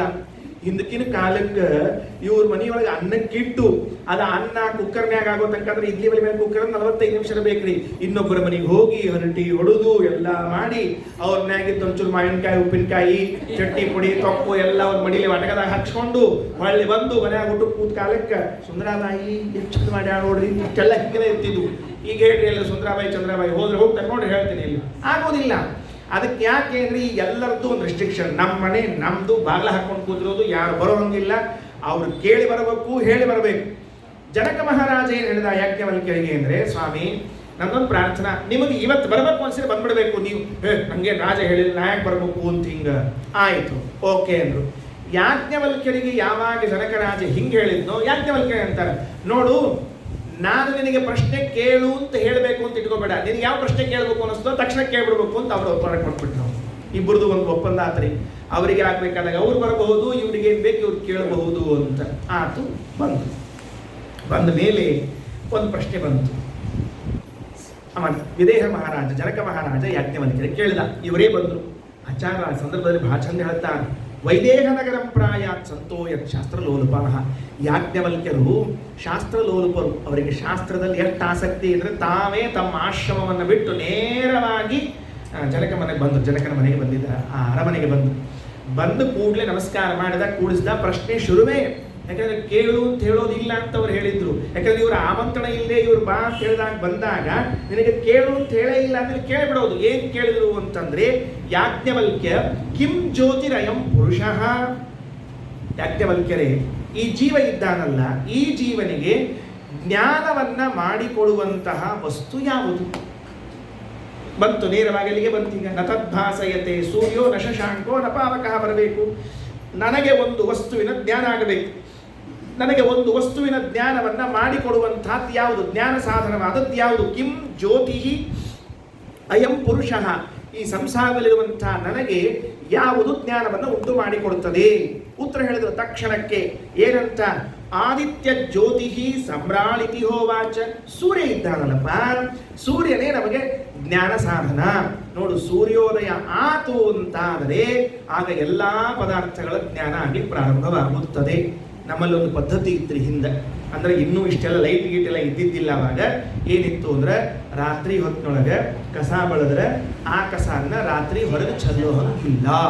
ಅದಕ್ಕೆ ಏನು ಹೆದರ್ಸಿ ಕೂತ್ಬಿಟ್ಟಿದ್ರು ಅಂದ್ರೆ, ರಾತ್ರಿ ನೀ ಕಸ ಚೆಲ್ಲಿದೆ ಅಂದ್ರೆ ಅಲಕ್ಷ್ಮಿ ಒಳಗೆ ಬರ್ತಾಳು ನೋಡು ಅಂತ ಹೇಳ್ಬಿಟ್ಟಿದ್ರು. ಇವಂಗ ಲಕ್ಷ್ಮಿನೂ ಗೊತ್ತಿಲ್ಲ, ಅಲಕ್ಷ್ಮಿನೂ ಗೊತ್ತಿಲ್ಲ. ಕಸ ಚೆಲ್ಲಬಾರ್ದು ಅಂತ ಇಷ್ಟು ಗೊತ್ತಾತ ಅವಂಗ. ಯಾಕಂದ್ರೆ ನಾ ಚೆಲ್ಲಿ ಬಿಟ್ರೆ ಅಲಕ್ಷ್ಮಿ ಒಳಗೆ ಬಂದು ಬಿಟ್ರೆ ಏನು ಮಾಡಲಿ ಅಂತ ತಿಳ್ಕೊಂಡು. ಇದನ್ನವ್ರು ಭಾಳ ಬುದ್ಧಿವಂತರಿ. ಅವ್ರು ಏನು ಮಾಡಿದ್ರು ಅಂದರೆ, ನೀನು ರಾತ್ರಿ ಹೊತ್ತಿನಲ್ಲಿ ಕಸ ಚೆಲ್ಲಿದರೆ ಮನೆಯಲ್ಲಿರುವ ಯಾವುದಾದ್ರೂ ಒಂದು ಚಲೋ ಪದಾರ್ಥ ಕಸದ ಜೊತೆಗೆ ಹೋಗಿಬಿಟ್ರೆ ಏನು ಮಾಡಬೇಕು? ಕತ್ಲಿ ಒಳಗೆ ಅದಕ್ಕದು ಹಾಕಬಾರ್ದು, ಬೆಳಕಾದ ಮೇಲೆ ಕಸ ನೋಡಿ ಚೆಲ್ಲಬೇಕು ಅಂತ ಉಪಾಯ ಇದೆ ಅವ್ರದ್ದು. ಆ ಬುದ್ಧಿವಂತರು ಅದಕ್ಕೆ ರಾತ್ರಿ ಕಸ ಚೆಲ್ಲಿದ್ರೆ ಲಕ್ಷ್ಮಿ ಬರ್ತಾ ನೋಡ್ಬಿಟ್ರು. ಇವಾಗ ಹಾಬ್ರೆ ಆಗ್ಬಿಟ್ಟ, ಎಲ್ಲ ತುಂಬಿ ಇಟ್ಬಿಟ್ಟ. ಬೆಳಿಗ್ಗೆ ಎದ್ದು ನೋಡಿ ಚೆಲ್ಲಿದ್ ಮಾಡಿದ ಮೇಲೆ ಯಾವ ಚಲೋ ಪದಾರ್ಥ ಹೋದಿಲ್ಲೋ ಅಂತ. ಯಾಕಂದ್ರೆ ಅವಾಗೆಲ್ಲ ಇಷ್ಟು ಪರಿಯಿಂದ ಬಂಗಾರ ಬೆಳ್ಳಿ ಎಲ್ಲ ಇರ್ತಿದ್ದಿಲ್ಲ. ಇನ್ನೊಂದು ಚೂರ್ಪಾರು ಇರ್ತಿದ್ವು. ಅದನ್ನು ದಾರದಾಗ ಕುಣಿಸ್ಕೊಂಡು ಇಟ್ಕೊಳ್ಳೋಣ, ಕಟ್ಕೊಂಡು ಇಟ್ಕೊಳ್ಳೋಣ, ಕತ್ತರಿಸ್ಕೊಂಡು ಬಿದ್ದಿರೋಣ, ಈ ಕಸದಾಗ ಹೋಗ್ಬಿಡೋಣ, ಆಮೇಲೆ ಬಾಯಿ ಬಿಡ್ಕೊಳ್ಳೋಣ. ಎದಕ್ಕೆ ಬೇಕು ಇವೆಲ್ಲ ಅಂತ ಹೇಳಿ ಈ ಉಪಾಯ ಮಾಡಿದ್ರು. ಹಾಗಾದ್ರೆ ಸೂರ್ಯೋದಯ ಆದ ಮೇಲೆ ತಾನೇ ನಮಗೆ ಜ್ಞಾನ ಆಗೋದು. ಕಿಂ ಜ್ಯೋತಿರಯಂ ಪುರುಷ ಆದಿತ್ಯ ಇತಿ ಹೋವಾಚ. ಆದಿತ್ಯೇನ ಅಯಂ ಜ್ಯೋತಿಷ ಆಸ್ತೆ ಪಲ್ಯಯತೆ ಕರ್ಮ ಕುರುತೆ ವಿಲಪ್ಪೇತಿ ಏವಮೇವ ಏತದ್ಯಾಜ್ಞವಲ್ಕ್ಯ. ಹೌದು, ಸೂರ್ಯನಿಂದಲೇ, ಅವನ ಸಹಾಯದಿಂದಲೇ ಈ ವ್ಯಕ್ತಿ ಏನ್ ಮಾಡ್ತಾನೆ ಅಂದ್ರೆ, ಒಂದು ಜಾಗದಿಂದ ಇನ್ನೊಂದು ಕಡೆಗೆ ಹೋಗ್ತಾನೆ, ಅಲ್ಲಿಂದ ಬರ್ತಾನೆ, ಕರ್ಮ ಮಾಡ್ತಾನೆ, ಬೇಕಾದ ಮಾಡ್ತಾನೆ, ಎಲ್ಲವನ್ನ ಮಾಡ್ತಾನೆ ಸೂರ್ಯ ಸಾಧನ ಇದ್ದಾಗ ಅಂತ. ತಕ್ಷಣ ಕೇಳ್ತಾನೆ ಯಾರು? ವಿದೇಹ ರಾಜ ಜನಕ ಮಹಾರಾಜ ಕೇಳ್ತಾನೆ, ಅಸ್ತಮಿತೆ ಆದಿತ್ಯ ಯಾಜ್ಞವಲ್ಕ್ಯ ಕಿಂ ಜ್ಯೋತಿರಯಂ ಪುರುಷ. ಸೂರ್ಯಾಸ್ತ ಆಗಿಬಿಟ್ಟ ಮೇಲೆ ಇವನಿಗೆ ಯಾವುದು ಜ್ಞಾನ ಸಾಧನ? ಯಾಕೆ ಅಲ್ರಿ? ಸೂರ್ಯಾಸ್ತ ಆದ್ಮೇಲೆ ಏನದ? ನಮ್ಮಲ್ಲಿ ಹಿಂದಕ್ಕೆಲ್ಲ ಏನು ವ್ಯವಸ್ಥೆ ಅಂದ್ರೆ, ಸೂರ್ಯಾಸ್ತ ಆಯ್ತು ಅಂದ್ರೆ ಮುಗೀತು ಅಂತ ಅರ್ಥ. ಸೂರ್ಯಾಸ್ತ ಆಯ್ತು ಅಂದ್ರೆ ಇಡೀ ದಿವಸದ ಕಾರ್ಯಕ್ರಮನೇ ಮುಗೀತು, ಏನಿದ್ದಿದ್ದಿಲ್ಲ, ತಣ್ಣಗೆ ಕೂತ್ಬಿಡೋದು ಅಷ್ಟೇ ಕೆಲಸ. ಮತ್ತೆ ಸೂರ್ಯೋದಯ ಆಗೋ ತನಕ. ಹೌದಾ? ಅದಕ್ಕೆ ಕೇಳಿದಂತೆ ಸೂರ್ಯಾಸ್ತ ಆದ ಮೇಲೆ ಯಾಕೆ? ಅಲ್ರಿ, ಸೂರ್ಯಾಸ್ತ ಆದ್ಮೇಲೆ ಯಾಕೆ ಬೇಕು ಅಂದ್ರೆ, ಜ್ಞಾನ ಮಾಡಿಕೊಳ್ಳುವ ಈ ವ್ಯಕ್ತಿ ಅಂತೂ ಇದ್ದಾನಲ್ಲ. ಸೂರ್ಯ ಹೋದ್ರೇನಾಯ್ತು? ಜ್ಞಾನ ಮಾಡಿಕೊಡುವ ವ್ಯಕ್ತಿ ಹೋದ್ರೇನಾಯ್ತು? ಜ್ಞಾನ ಪಡೆದುಕೊಳ್ಳುವ ವ್ಯಕ್ತಿ ಇದ್ದಾನಲ್ಲ. ಅವಾಗ ಯಾರು ಅಂತ ಕೇಳಿದ್ರೆ ಉತ್ತರ ಕೊಡ್ತಾರೆ, ಚಂದ್ರಮ ಏವ ಅಸ್ಯ ಜ್ಯೋತಿ. ಚಂದ್ರ ಇವನಿಗೆ ಜ್ಞಾನ ಸಾಧನ. ಹಾಗಾದ್ರೆ ಒಂದು ಜ್ಞಾನ ಸಾಧನ ಸೂರ್ಯ, ಎರಡನೇ ಜ್ಞಾನ ಸಾಧನ ಚಂದ್ರ. ನ ತದ್ಭಾಸಯತೆ ಸೂರ್ಯೋ ನ ಶಶಾಂಕೋ, ಎರಡಾಯ್ತು. ಆಮೇಲೆ ನಾವು ಕೇಳಿದ್ರಿ, ಹೌದು ಎಲ್ಲ ಬರೋಬ್ಬರಿ, ಹುಣ್ಣಿಮೆ ದಿವಸ ಆಹಾ ಏನು ಹುಣ್ಣಿಮೆ, ಪೂರ್ಣಚಂದ್ರನ ವಿಹಾರ ಅಂತ ತಿಳ್ಕೊಂಡು ಎಲ್ಲ ಹೋಗಿರ್ತಾರೆ. ಅಮಾವಾಸ್ಯ ಬಂತು ಅಂತ ಇಟ್ಕೊಂಡ್ರಿ. ಅಸ್ತಮಿತೆ ಆದಿತ್ಯ, ಅಸ್ತಮಿತೆ ಚಂದ್ರಮಸಿ. ಚಂದ್ರಮ ಅಸ್ತಮನಾದಾಗ ಅಸ್ತಮಿತ ಆದಿತ್ಯ ಯಾಜ್ಞವಲ್ಕ್ಯ ಚಂದ್ರಮಸಿ ಅಸ್ತಮಿತೆ ಕಿಂ ಜ್ಯೋತಿರೇವಾಯಂ ಪುರುಷ. ಆ ಸಂದರ್ಭದಲ್ಲಿ ಇವನಿಗೆ ಜ್ಞಾನ ಮಾಡಿಕೊಡುವರು ಯಾರು? ಪ್ರಶ್ನೆ ಬಂತಲ್ಲ ಮತ್ತೆ. ಆ ಹಗಲು ಹೊತ್ನಾಗ ಸೂರ್ಯ ಇದ್ದ, ರಾತ್ರಿ ಹೊತ್ನಾಗ ಚಂದ್ರ ಇದ್ದ ಅಲ್ರಿ. ಮತ್ತೆ ಹಗಲು ರಾತ್ರಿ ಬಿಟ್ಮೇಲೆ ಇನ್ನೇನವ ನಿಮಗೆ ಅಂತ ಕೇಳಿದ್ರೆ, ಅಮಾವಾಸ್ಯ ಹಗಲು ಇಲ್ಲ, ಚಂದ್ರನು ಈಗ ರಾತ್ರಿ ಹೊತ್ತಿನೊಳಗೆ ಚಂದ್ರನೂ ಇಲ್ಲ, ಸೂರ್ಯನೂ ಇಲ್ಲ ಅಂತಾದಾಗ ಏನ್ ಮಾಡೋದು? ಅಥವಾ ಕೆಲವು ಅರಣ್ಯ ಭಾಗ ಹಿಂಗಿವೆ ಅಲ್ಲ, ಎಲ್ಲೋ ಭೂಭಾಗಗಳು, ಅಲ್ಲಿ ಸೂರ್ಯನ ಬೆಳಕೂ ಬೀಳುವುದಿಲ್ಲ, ಚಂದ್ರನ ಬೆಳಕೂ ಬೀಳುವುದಿಲ್ಲ. ಅಲ್ಲಿ ಹೋದಾಗ ಏನ್ ಮಾಡಬೇಕು ಅಂತ ಕೇಳಿದಾಗ ಉತ್ತರ ಕೊಡ್ತಾರೆ, ಅಗ್ನಿರೇವಾಸ್ಯ ಜ್ಯೋತಿ ಭವತಿ. ಬೇರೆ ಇನ್ಯಾರಲ್ಲ, ಅಗ್ನಿಯೇ. ಆಯ್ತು, ಟಾರ್ಚ್ ಹಚ್ಕೊಂಡ, ಬೆಂಕಿ ಹಿಡ್ಕೊಂಡ ಹೋಗ್ತಾ ಇದ್ದಾನೆ, ನೋಡ್ತಾ ಇದ್ದಾನಲ್ಲ ಅಂದ. ಇಷ್ಟಕ್ಕೆ ಮುಗಿಸ್ಲಿಲ್ರಿ. ಅದಕ್ಕೆ ನಮ್ಮಲ್ಲಿ ಕಾರ್ತಿಕ್ ದೀಪೋತ್ಸವ ಅಂತ ಬಂತ್ರಿ. ಯಾಕೆ ಕಾರ್ತಿಕ್ ದೀಪೋತ್ಸವ ಬಂತು ಅಂದ್ರೆ, ಆಗ ಬೇಗನೆ ರಾತ್ರಿ ಆಗ್ತದೆ, ಕಾರ್ತಿಕ ಮಾಸದಲ್ಲಿ ಬೇಗನೆ ಕತ್ಲಾಗ್ತದೆ. ಸಾಯಂಕಾಲ ದೀಪೋತ್ಸವ ಮಾಡಿದಾಗ ಅಷ್ಟು ದೀಪಗಳು ಉರಿದು ಅಷ್ಟೊತ್ತು ಮತ್ತೆ ಬೆಳಕು ಸಿಕ್ಕು ಮತ್ತೆ ಮುಂದಿನ ಕಾರ್ಯಕ್ರಮಗಳು ಸಾಗ್ತದೆ. ಇದೆಲ್ಲ ವ್ಯವಸ್ಥೆ ಆಯಾ ಕಾಲಕ್ಕೆ ಹಂಗೆ ಮಾಡ್ಕೊಂಡಿದ್ರು. ಆಯಿತು. ಅದಾದ ಕೂಡಲೇ ಮತ್ತೆ ಪ್ರಶ್ನೆ ಕೇಳ್ತಾನವ. ಏನು ಕೇಳ್ತಾನ? ಅಸ್ತಮಿತ ಆದಿತ್ಯೆ ಯಾಜ್ಞವಲ್ಕ್ಯ ಚಂದ್ರಮಸಿ ಅಸ್ತಮಿತೆ ಶಾಂತವು ಅಗ್ನಿ. ಏನೋ ಕರ್ಮಧರ್ಮ ಸಂಯೋಗ, ಇವ ಕಾಡ್ನ್ಯಾಗ ಹೊಂಟಾನ, ರಾತ್ರಿ ಹೊತ್ತಿನೊಳಗ ಸೂರ್ಯನೂ ಇಲ್ಲ ಚಂದ್ರನೂ ಇಲ್ಲ, ಕೈಯಾಗ ಅಗ್ನಿ ಹಿಡ್ಕೊಂಡು ಹೊಂಟಿದ್ದ. ಮುಂದೆ ಹೋದವ್ರು ಮುಂದೆ, ಹಿಂದೆ ಹೋದವ್ರು ಹಿಂದೆ ಹೊತ್ತೊತ್ತಿನೊಳಗೆ ಮಳಿ ಬಂದು, ಬರೋಬ್ಬರಿಗೆ ಹೊಂಟೊತ್ನಾಗ ಮಳೆ ಬಂದು ಬೆಂಕಿ ಆರಿ ಹೋದ್ರೆ ಕಿಂಚೋತಿರೇವಾಯ ಪುರುಷ. ಆವಾಗ ಜ್ಞಾನ ಸಾಧನ ಯಾವುದು ಅಂತ ಕೇಳ್ತಾನೆ ವಿದೇಹರಾಜ. ಕರೆಕ್ಟದಲ್ಲಿ ಮತ್ತೆ ಅದು ಇದ್ದಿದ್ದಿಲ್ಲ ಏನು ಮಾಡಬೇಕು ಅಂತ ತಿಳ್ಕೊಂಡು ಹೇಳಿ. ಎಷ್ಟೊತ್ತು ಬ್ಯಾಟ್ರಿ ಇರ್ತದೆ, ಬ್ಯಾಟ್ರಿನೂ ಹೋದ್ರೆ ಏನು ಮಾಡೋದು ಪ್ರಶ್ನೆ ಯಾವ್ದು? ಬೇರೆ ಏನಿಲ್ರಿ, ಮನ್ಯಾಗೇನು ಬ್ಯಾಟ್ರಿ ಇನ್ವರ್ಟರ್ ಹಾಕ್ಸ್ಕೊಂಡ್ರಿ ಅದು ಹೋತು ಅಂದ್ರೆ ಮುಂದೇನು ಆಗ ಉತ್ತರ ಕೊಡ್ತಾರೆ. ಏನಿಲ್ಲ, ವಾಗೇ ವಾಸ್ಯ ಜ್ಯೋತಿರ್ಭವತಿ. ಆಗ ಯಾವುದು ಜ್ಯೋತಿ ಅಂದ್ರೆ ಕೃಷ್ಣ ಹೇಳಿದ್ದು 3 ಮುಗಿದು 4ನೇದಕ್ಕೆ ಹೊಂಟಿವ್ರಿ ಈಗ. ನ ತದ್ಭಾಸಯತೆ ಸೂರ್ಯೋ ನ ಶಶಾಂಕೋ ನ ಪಾವಕಃ. ಆದ ಮೇಲೆ ವಾಗೇ ವಾಸ್ಯ ಜ್ಯೋತಿ. ಆವಾಗ ಶಬ್ದವೇ ನಮಗೆ ಜ್ಞಾನ ಸಾಧನ. ಕತ್ತಲೆಯಲ್ಲಿ ಎಲ್ಲಿ ಕೂತಿರ್ತೀವಿ ಗೊತ್ತಿರೋದಿಲ್ಲ, ಅವಾಗ ಈ ಕಡೆ ಬಾ ಅಂತ ಕರೀತಾರೆ, ಆಗ ಅವ ಶಬ್ದ ಹಿಡ್ಕೊಂಡು ಹೋಗ್ತಿರ್ತಾನವ. ಹಾಗಾದ್ರೆ ಕತ್ತಲು ಇರುವಾಗ ನಮಗೆ ಜ್ಞಾನ ಸಾಧನವಾದದ್ದು ಯಾವುದು ಅಂತ ಕೇಳಿದ್ರೆ ಶಬ್ದ. ಜ್ಯೋತಿಷ ಆಸ್ತೆ ಪಲ್ಯಯತೆ ಕರ್ಮ ಕುರುತೆ ವಿಲಪ್ಪೇತಿ ತಸ್ಮಾತ್ ವೈ ಸಾಮ್ರಾಣ್ ಅಪಿ ಅತ್ರ ಸ್ವಪಾಡಿನ ವಿಜ್ಞಾಯೇತ ಅಥ ತತ್ರ ವಾಗುಚ್ಚರತಿ ಉಪೈವ ತತ್ರ ಏವತಿ. ನೋಡ್ರಿ, ಎಲ್ಲಿ ಕತ್ತಲೆಯಲ್ಲಿ ನಾನು ಕೈ ಆಡಿಸಿದಾಗಲೂ ನನಗೆ ಪದಾರ್ಥಗಳು ಸಿಗೋದಿಲ್ಲ, ಅಲ್ಲಿ ಶಬ್ದ ಆಡಿದಾಗ ತಕ್ಷಣಕ್ಕೆ ಗೊತ್ತಾಗ್ತದೆ ಈ ದಿಕ್ಕಿಗೆ ಹೋಗ್ಬೇಕು ನಾವು ಅಂತ ತಿಳಿದುಕೊಂಡು ಹೇಳಿ. ಹಾಗಾದರೆ ಕೊನೆಗೆ ಶಬ್ದ ಬಂತು. ಮುಗಿತೇನು ಅಂತ ಕೇಳಿದರೆ ಮತ್ತೊಂದು ಪ್ರಶ್ನೆ ಕೇಳ್ತಾನೆ. ಅದೂ ಇಲ್ಲ ಅಂದ್ರೆ ಏನು ಮಾಡಬೇಕು ಅಂತ ಕೇಳ್ತಾನೆ. ಯಾರು ಹೇಳಬೇಕು? ಅದೂ ಇಲ್ಲ ಅಂದ್ರೆ ಹೆಂಗೆ ಕೇಳಿದ್ದಾರೆ? ಅಸ್ತಮಿತೆ ಆದಿತ್ಯೆ ಯಾಜ್ಞವಲ್ಕ್ಯ ಚಂದ್ರಮಸಿ ಅಸ್ತಮಿತೆ ಶಾಂತವು ಅಗ್ನಿ ಶಾಂತಾಯಾಂ ವಾಚಿ. ಅಲ್ರಿ, ಅಂಥ ಪ್ರಸಂಗನೂ ಬರ್ತದೆ, ಮಾತು ಇಲ್ಲದೆ ಹೋಗೋ ಪ್ರಸಂಗ ಬರ್ತದೆ. ಅಂದ್ರೆ ಯಾರೋ ಒಬ್ಬ ಮೂಕು ಹೊಂಟಿದ್ದ ಅಂತ ಇಟ್ಕೊಳ್ಳಿ. ಏನು ಮಾಡೋರು? ಕತ್ಲಾಗ್ಯದ, ಸೂರ್ಯ ಇಲ್ಲ, ಅಮಾವಾಸ್ಯೆ ಆದ, ಚಂದ್ರ ಇಲ್ಲ, ಕೈಯಾಗ ದೀಪ ಹಿಡ್ಕೊಂಡು ಹೊಂಟಿದ್ರು, ಮಳೆ ಬಂದ ಆರಿ ಹೋಗ್ಯದ. ಎಲ್ಲ ನಮ್ಮ ಕರ್ಮಧರ್ಮ ಸಂಯೋಗಕ್ಕೆ ಹಿಂಗಾಗಿರ್ತಾವ. ಭಾರಿ ಅವಸರಲ್ಲಿ ಎಲ್ಲೋ ಹೊಂಟಿರ್ತಾನಿವ, ಬರೋಬ್ಬರಿ ಆವಾಗ ಗಾಡಿ ಒಳಗೆ ಪೆಟ್ರೋಲ್ ಮುಗೀತು. ಪೆಟ್ರೋಲ್ ಮುಗೀತು ಅಂತ ದುಃಖ ಆಗಿ ದುಡ್ಕೊ ಹೊಂಟಿರ್ತಾನೆ, ಪಂಚರ್ ಆಗ್ತದೆ. ಪಂಚರ್ ಆಗಿದಂತ ಮುಂದೆ ಅಂಗಡಿಗೆ ತಗೊಂಡು ಹೋಗ್ತಾನೆ, ಅಂಗಡಿ ಬಾಗ್ಲ ತೆಗೆದಿರಂಗಿಲ್ಲ. ಎಲ್ಲ ಕರ್ಮಧರ್ಮ ಸಂಯೋಗ ಅಂತ ಕರಿತಿರ್ತಾನೆ. ಹೀಗೆಲ್ಲ ಆಗಿ ಅದು ಹೋತು ಅಂದ್ರೆ ಏನ್ ಮಾಡಬೇಕು ಅಂತ ಕೇಳಿದಾಗ ಆಗ ಉತ್ತರ ಕೊಡ್ತಾರೆ. ಆತ್ಮೈವಾಸ್ಯ ಜ್ಯೋತಿ ಭವತಿ ಆತ್ಮನೇವಾಯಂ ಜ್ಯೋತಿಷ ಆಸ್ತೆ ವಲ್ಲಯತೆ ಕರ್ಮ ಕುರುತೆ ವಿಲಪ್ಪೇತಿ. ಆಗ ಇನ್ಯಾರೂ ನಿನಗೆ ಜ್ಞಾನ ಕೊಡೋರಿಲ್ಲ, ಆತ್ಮನೇ ನಿನಗೆ ಜ್ಞಾನ ಕೊಡ್ತಾನೆ. ಈ ಆತ್ಮ ಅಂದ್ರೆ ಯಾರು? ಪರಮಾತ್ಮನೇ ನಿನಗೆ ಜ್ಞಾನಪ್ರದನಾಗಿದ್ದಾನೆ, ಇನ್ಯಾರೂ ಜ್ಞಾನಪ್ರದನಾಗಿಲ್ಲ. ಯಾರು ಜ್ಞಾನಪ್ರದರು? ಭಗವಂತನೇ ನಿನಗೆ ಜ್ಞಾನಪ್ರದನಾದವರು. ಆತ್ಮ ಭಗವಾನೇವ ಅಸ್ಯ ಜ್ಯೋತಿ, ದೇವರೇ ನಿನಗೆ ಜ್ಞಾನವನ್ನು ಉಂಟು ಮಾಡ್ತಾನೆ. ಬಹಳ ಆಶ್ಚರ್ಯ, ಬಹಳ ಆಶ್ಚರ್ಯ. ನೋಡ್ರಿ, ಹುಟ್ಟಿದಾಗಿನಿಂದ ಕುರುಡ ಇದ್ದಾನೆ ತಿಳ್ಕೊಂಡಿರಿ. ಸುಮ್ಮನೆ ದೃಷ್ಟಾಂತತ್ವೇನೆ ಹೇಳ್ತೀನಿ. ಹುಟ್ಟಿದಾಗಿನಿಂದಲೇ ಕುರುಡ, ಹುಟ್ಟಿದಾಗಿನಿಂದಲೇ ಕಿವುಡ. ಇವನಿಗೆ ಹುಟ್ಟು ಕುರುಡ ಕಿವುಡರಿಗೆ ಕಾಲ ಆಕಾಶಗಳ ಜ್ಞಾನ ಇರ್ತದೆ. ಭಾರಿ ವಿಚಿತ್ರ, ಕಾಲಾಕಾಶಗಳ ಜ್ಞಾನ ಇರ್ತದೆ. ಹೆಂಗೆ ಕಾಲಾಕಾಶಗಳ ಜ್ಞಾನ ಇರ್ತದೆ? ಅದರಿಂದ ಅದು ತಿಳಿದು ಬರುವುದು ಭಗವಂತನ ಪ್ರೇರಣೆಯಿಂದ. ಉದಾಹರಣೆಗೆ ಹೇಳಿರ್ತೀವಿ, ಕುರುಡನಿದ್ದಾನೆ ಅಂತ ಇಟ್ಕೊಳ್ರಿ, ಅವನು ಎಂದೂ ನೋಡೇ ಇಲ್ಲ, ಏನೂ ಪದಾರ್ಥವನ್ನು ನೋಡೇ ಇಲ್ಲ. ಅವನಿಗೆ ಜಾಗ ಅಂದ್ರೆ ಏನು, ಸ್ಪೇಸ್ ಅಂದ್ರೆ ಏನು, ಟೈಮ್ ಅಂದ್ರೆ ಏನು ಅಂತ ಅವನಿಗೆ ಗೊತ್ತಾಗುತ್ತೆ. ಬೇಕಾದ್ರೆ ಒಂದ್ಸರಿ ಟೆಸ್ಟ್ ಮಾಡಿ ನೋಡಿ. ಮಲ್ಕೊಂಡು ಎದ್ದಿರ್ತಾನಲ್ಲ, ಅವನು ಮಲಿಗೆ ಎದ್ದ ಮೇಲೆ ಏನಪ್ಪಾ ಎದ್ದೀಯಾ ಅಂತ ಕೇಳಿದ್ರಿ, ನಾವು ಹೇಳ್ತಾನೆ ನಾನು ಬಹಳ ಹೊತ್ತು ಮಲ್ಕೊಂಡಂಗೆ ಅನಿಸ್ತದೆ ನನಗೆ ಅಂತಂತಾನ. ಆ ಬಹಳ ಹೊತ್ತು ಮಲಗಿದ್ದೆ ಅಥವಾ ಇಷ್ಟು ಹೊತ್ತು ಮಲಗಿದ್ದೆ ಅಂತನ್ನುವ ಮಾತು ಬಂತಲ್ಲ, ಹಾಗಾದ್ರೆ ಅವನಿಗೆ ಸಮಯ ಗ್ರಹಣ ಆಗ್ತಾ ಇದೆ. ಸಮಯ ಗ್ರಹಣ ಮಾಡಿಕೊಳ್ಳಿಕ್ಕೆ ಅವನಿಗೇನದ? ಸೂರ್ಯ ಚಂದ್ರರಿದ್ದಾರ ಸಮಯ ಸೂಚಕರಾದವರು, ಅಥವಾ ಗಡಿಯಾರ ಇದೆಯಾ ಸಮಯವನ್ನು ಸೂಚನೆ ಮಾಡುವಂತಹದ್ದು? ಗಡಿಯಾರ ಇಲ್ಲ, ಸೂರ್ಯ ಚಂದ್ರ ಇಲ್ಲ, ಅವನ ಪಾಲಿಗೆ ಕಣ್ಣೇ ಇಲ್ಲದೆ ಇರುವಾಗ ಸಮಯ ಗ್ರಹಣ ಹೇಗಾಯಿತು? ಹಾಗಾದ್ರೆ ಅವನಿಗೆ ಸಮಯದ ಜ್ಞಾನ ಆಯಿತು. ಮತ್ತೆ ಎಲ್ಲಿ ಮಲಗಿದ್ದಿ ಅಂತ ಕೇಳಿದ್ರೆ ಅವನಿಗೆ ಇಲ್ಲಿ ಮಲಗಿದ್ದೆ ಅಂತಾನೆ. ಜಾಗ, ಅವನಿಗೆ ಸ್ಪೇಸ್ ಜ್ಞಾನ ಆಗ್ತಾ ಇದೆ ಅವನಿಗೆ. ಇಲ್ಲಿ ಮಲಗಿದ್ದೆ ಅಂತ, ಇಲ್ಲಿ ಮಲಗಿದ್ದೆ ಅಲ್ಲಿ ಮಲಗಿಲ್ಲ ಅಂತಾನೆ. ಹಾಗಾದ್ರೆ ಅವನಿಗೂ ಕೂಡ ಇಲ್ಲಿ ಅಲ್ಲಿ ಎನ್ನುವ ಜ್ಞಾನ ಇದೆ. ಇದು ಹೇಗೆ ಬರ್ಲಿಕ್ಕೆ ಸಾಧ್ಯ ಆಯಿತು? ನಮ್ಮ ಸಿದ್ಧಾಂತದಂತೆ ಸಾಕ್ಷಿ ಅದನ್ನು ಗ್ರಹಣ ಮಾಡ್ತದೆ. ಸಾಕ್ಷಿ ಗ್ರಹಣ ಮಾಡ್ತದೆ ಅಂದ್ರೆ ಭಗವಂತನೇ ಸ್ವರೂಪದಲ್ಲಿ ಇದ್ದುಕೊಂಡು ಅದನ್ನು ಗ್ರಹಣ ಮಾಡುವಂತೆ ಅನುಗ್ರಹ ಮಾಡ್ತಾನೆ. ಹಾಗಾದ್ರೆ ಕಿಂ ಜ್ಯೋತಿರೇವಾಯಂ ಪುರುಷಃ ಆತ್ಮ ಏವ, ಭಗವಂತನೇ ನಮಗೆ ಜ್ಯೋತಿಯಾಗಿದ್ದಾನೆ. ಇದು ಬೃಹದಾರಣ್ಯಕದ ಜ್ಯೋತಿರ್ಬ್ರಾಹ್ಮಣದಲ್ಲಿ ಬರುವಂತಹದ್ದು. ಈಗೇನದರಿಂದ ಉಪಯೋಗ ಆಯಿತು ಅಂದ್ರೆ ನ ತದ್ಭಾಸಯತೆ ಸೂರ್ಯೋ ನ ಶಶಾಂಕೋ ನ ಪಾವಕಃ ಯದ್ಗತ್ವಾ ನ ನಿವರ್ತಂತೆ ತದ್ಧಾಮ ಪರಮಂ ಮಮ. ನೋಡು ಅರ್ಜುನ, ನನ್ನನ್ನು ತಿಳಿಸಿಕೊಡ್ಲಿಕ್ಕೆ ಸೂರ್ಯನೂ ಸಮರ್ಥನಲ್ಲ. ಯಾಕೆ ಅಂದರೆ ಲೋಕದಲ್ಲಿರುವಂತಹ ವಸ್ತುಗಳನ್ನೇ ಸೂರ್ಯ ತಿಳಿಸಿಕೊಡಲು ಸಮರ್ಥನಾಗುವುದಿಲ್ಲ, ಅಸ್ತಮಿಸಿ ಬಿಟ್ಟರೆ. ಚಂದ್ರ ತಾನು ಅಸ್ತಮಿಸಿ ಬಿಟ್ಟರೆ ಲೋಕದಲ್ಲಿದ್ದ ಪದಾರ್ಥಗಳನ್ನು ತಿಳಿಸ್ಲಿಕ್ಕೆ ಸಾಧ್ಯ ಇಲ್ಲ. ಅಗ್ನಿಯು ಶಾಂತವಾಗಿ ಬಿಟ್ಟರೆ ಲೋಕದಲ್ಲಿದ್ದ ಪದಾರ್ಥಗಳನ್ನು ತಿಳಿಸ್ಲಿಕ್ಕೆ ಸಾಧ್ಯ ಇಲ್ಲ. ಯಾವಾಗ ಲೌಕಿಕವಾದ ವಿಷಯ ಪದಾರ್ಥಗಳನ್ನೇ ಸೂರ್ಯ ಚಂದ್ರ ಅಗ್ನಿಗಳು ತಿಳಿಸಲು ಸಾಧ್ಯವಿಲ್ಲವೋ ನನ್ನನ್ನೇ ತಿಳಿಸಿಕೊಡುತ್ತದೆ? ಸಾಧ್ಯವೇ ಇಲ್ಲ. ಹಾಗಾದರೆ ಭಗವಂತನನ್ನ ತಿಳಿಸಿಕೊಡುವುದು ಯಾವುದು ಅಂದರೆ ಮೇಲೆ ಹೇಳಿದ ಸಾಧನೆಗಳೇ ಹೊರತಾಗಿ ಈ ಬೆಳಕು ಕೊಡುವ ಸಾಧನೆಗಳು ಯಾವುದೂ ಅಲ್ಲ.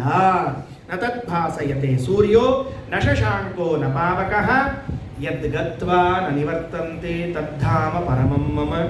ಆ ಭಗವಂತನ ಸ್ವರೂಪ ಹೇಗಿದೆ? ಭಗವಂತನ ಸ್ವರೂಪ ಹೇಗಿದೆ? ಒಂದು ಬಾರಿ ಅವನಲ್ಲಿ ಪ್ರವೇಶ ಮಾಡಿದರೆ, ಅವನ ಸನ್ನಿಧಾನಕ್ಕೆ ಹೋದರೆ ತಿರುಗಿ ನಾವು ಬರುವುದಿಲ್ಲ. ಇದೇ ಭಗವಂತನ ಸ್ವರೂಪ. ಯದ್ಗತ್ವಾ ನ ನಿವರ್ತಂತೆ. ಭಾರಿ ಚಂದದಲ್ಲಿ ವೈಕುಂಠಕ್ಕೆ ಪ್ರವೇಶಕ್ಕೆ ಮಾತ್ರ ಬಾಗಿಲಿದೆ ಅಂತೆ. ವೈಕುಂಠದಲ್ಲಿ ಹೋಗ್ಲಿಕ್ಕಷ್ಟೇ ದ್ವಾರ, ತಿರುಗಿ ಬರ್ಲಿಕ್ಕೆ ದ್ವಾರವೇ ಇಲ್ವಂತೆ. ಯಾಕೆ ಅಂದರೆ ತಿರುಗಿ ಬರೋ ಪ್ರಸಂಗವೇ ಇಲ್ಲ. ಎಲ್ಲಾದರೂ ಕೇಳಿದ್ದೀರಿ ಮನೆಗೆ ಒಂದೇ ಬಾಗಿಲದ ಮನೆ ಅಂತ ತಿಳ್ಕೊಂಡು 2 ಬಾಗಿಲು ಇರ್ಲೇಬೇಕ್ರಿ ಹೆಂಗರ ಮಾಡಿ, ಇಲ್ಲ ಅಂದ್ರೆ ಅದ ಬಾಗಿಲಿಂದ ಹೊಳ್ಳಿ ಕಳಿಸ್ಬೇಕ್ರಿ ಇವನ್ನ ಹೆಂಗರ ಮಾಡಿ. ಇನ್ನೊಂದು ಬಾಗಿಲು ಇದ್ದಿದ್ದಿಲ್ಲ ಅಂದ್ರೆ ಅದ ಬಾಗಿಲಿಂದ ಕಳಿಸ್ಬೇಕು. ಅದಕ್ಕೆ ಹೋಗುವ ಬರುವ 2 ಬಾಗಿಲುಗಳಿದ್ದಂತೆ ವೈಕುಂಠದಲ್ಲಿ ಬರುವ ಬಾಗಿಲು, ಹೊರಗೆ ಬರುವ ಬಾಗಿಲು ಅಂತ ಇಲ್ವೇ ಇಲ್ಲ, ಒಳಗೆ ಹೋಗುವ ಬಾಗಿಲು ಮಾತ್ರ ಇದೆ ಅಂತ.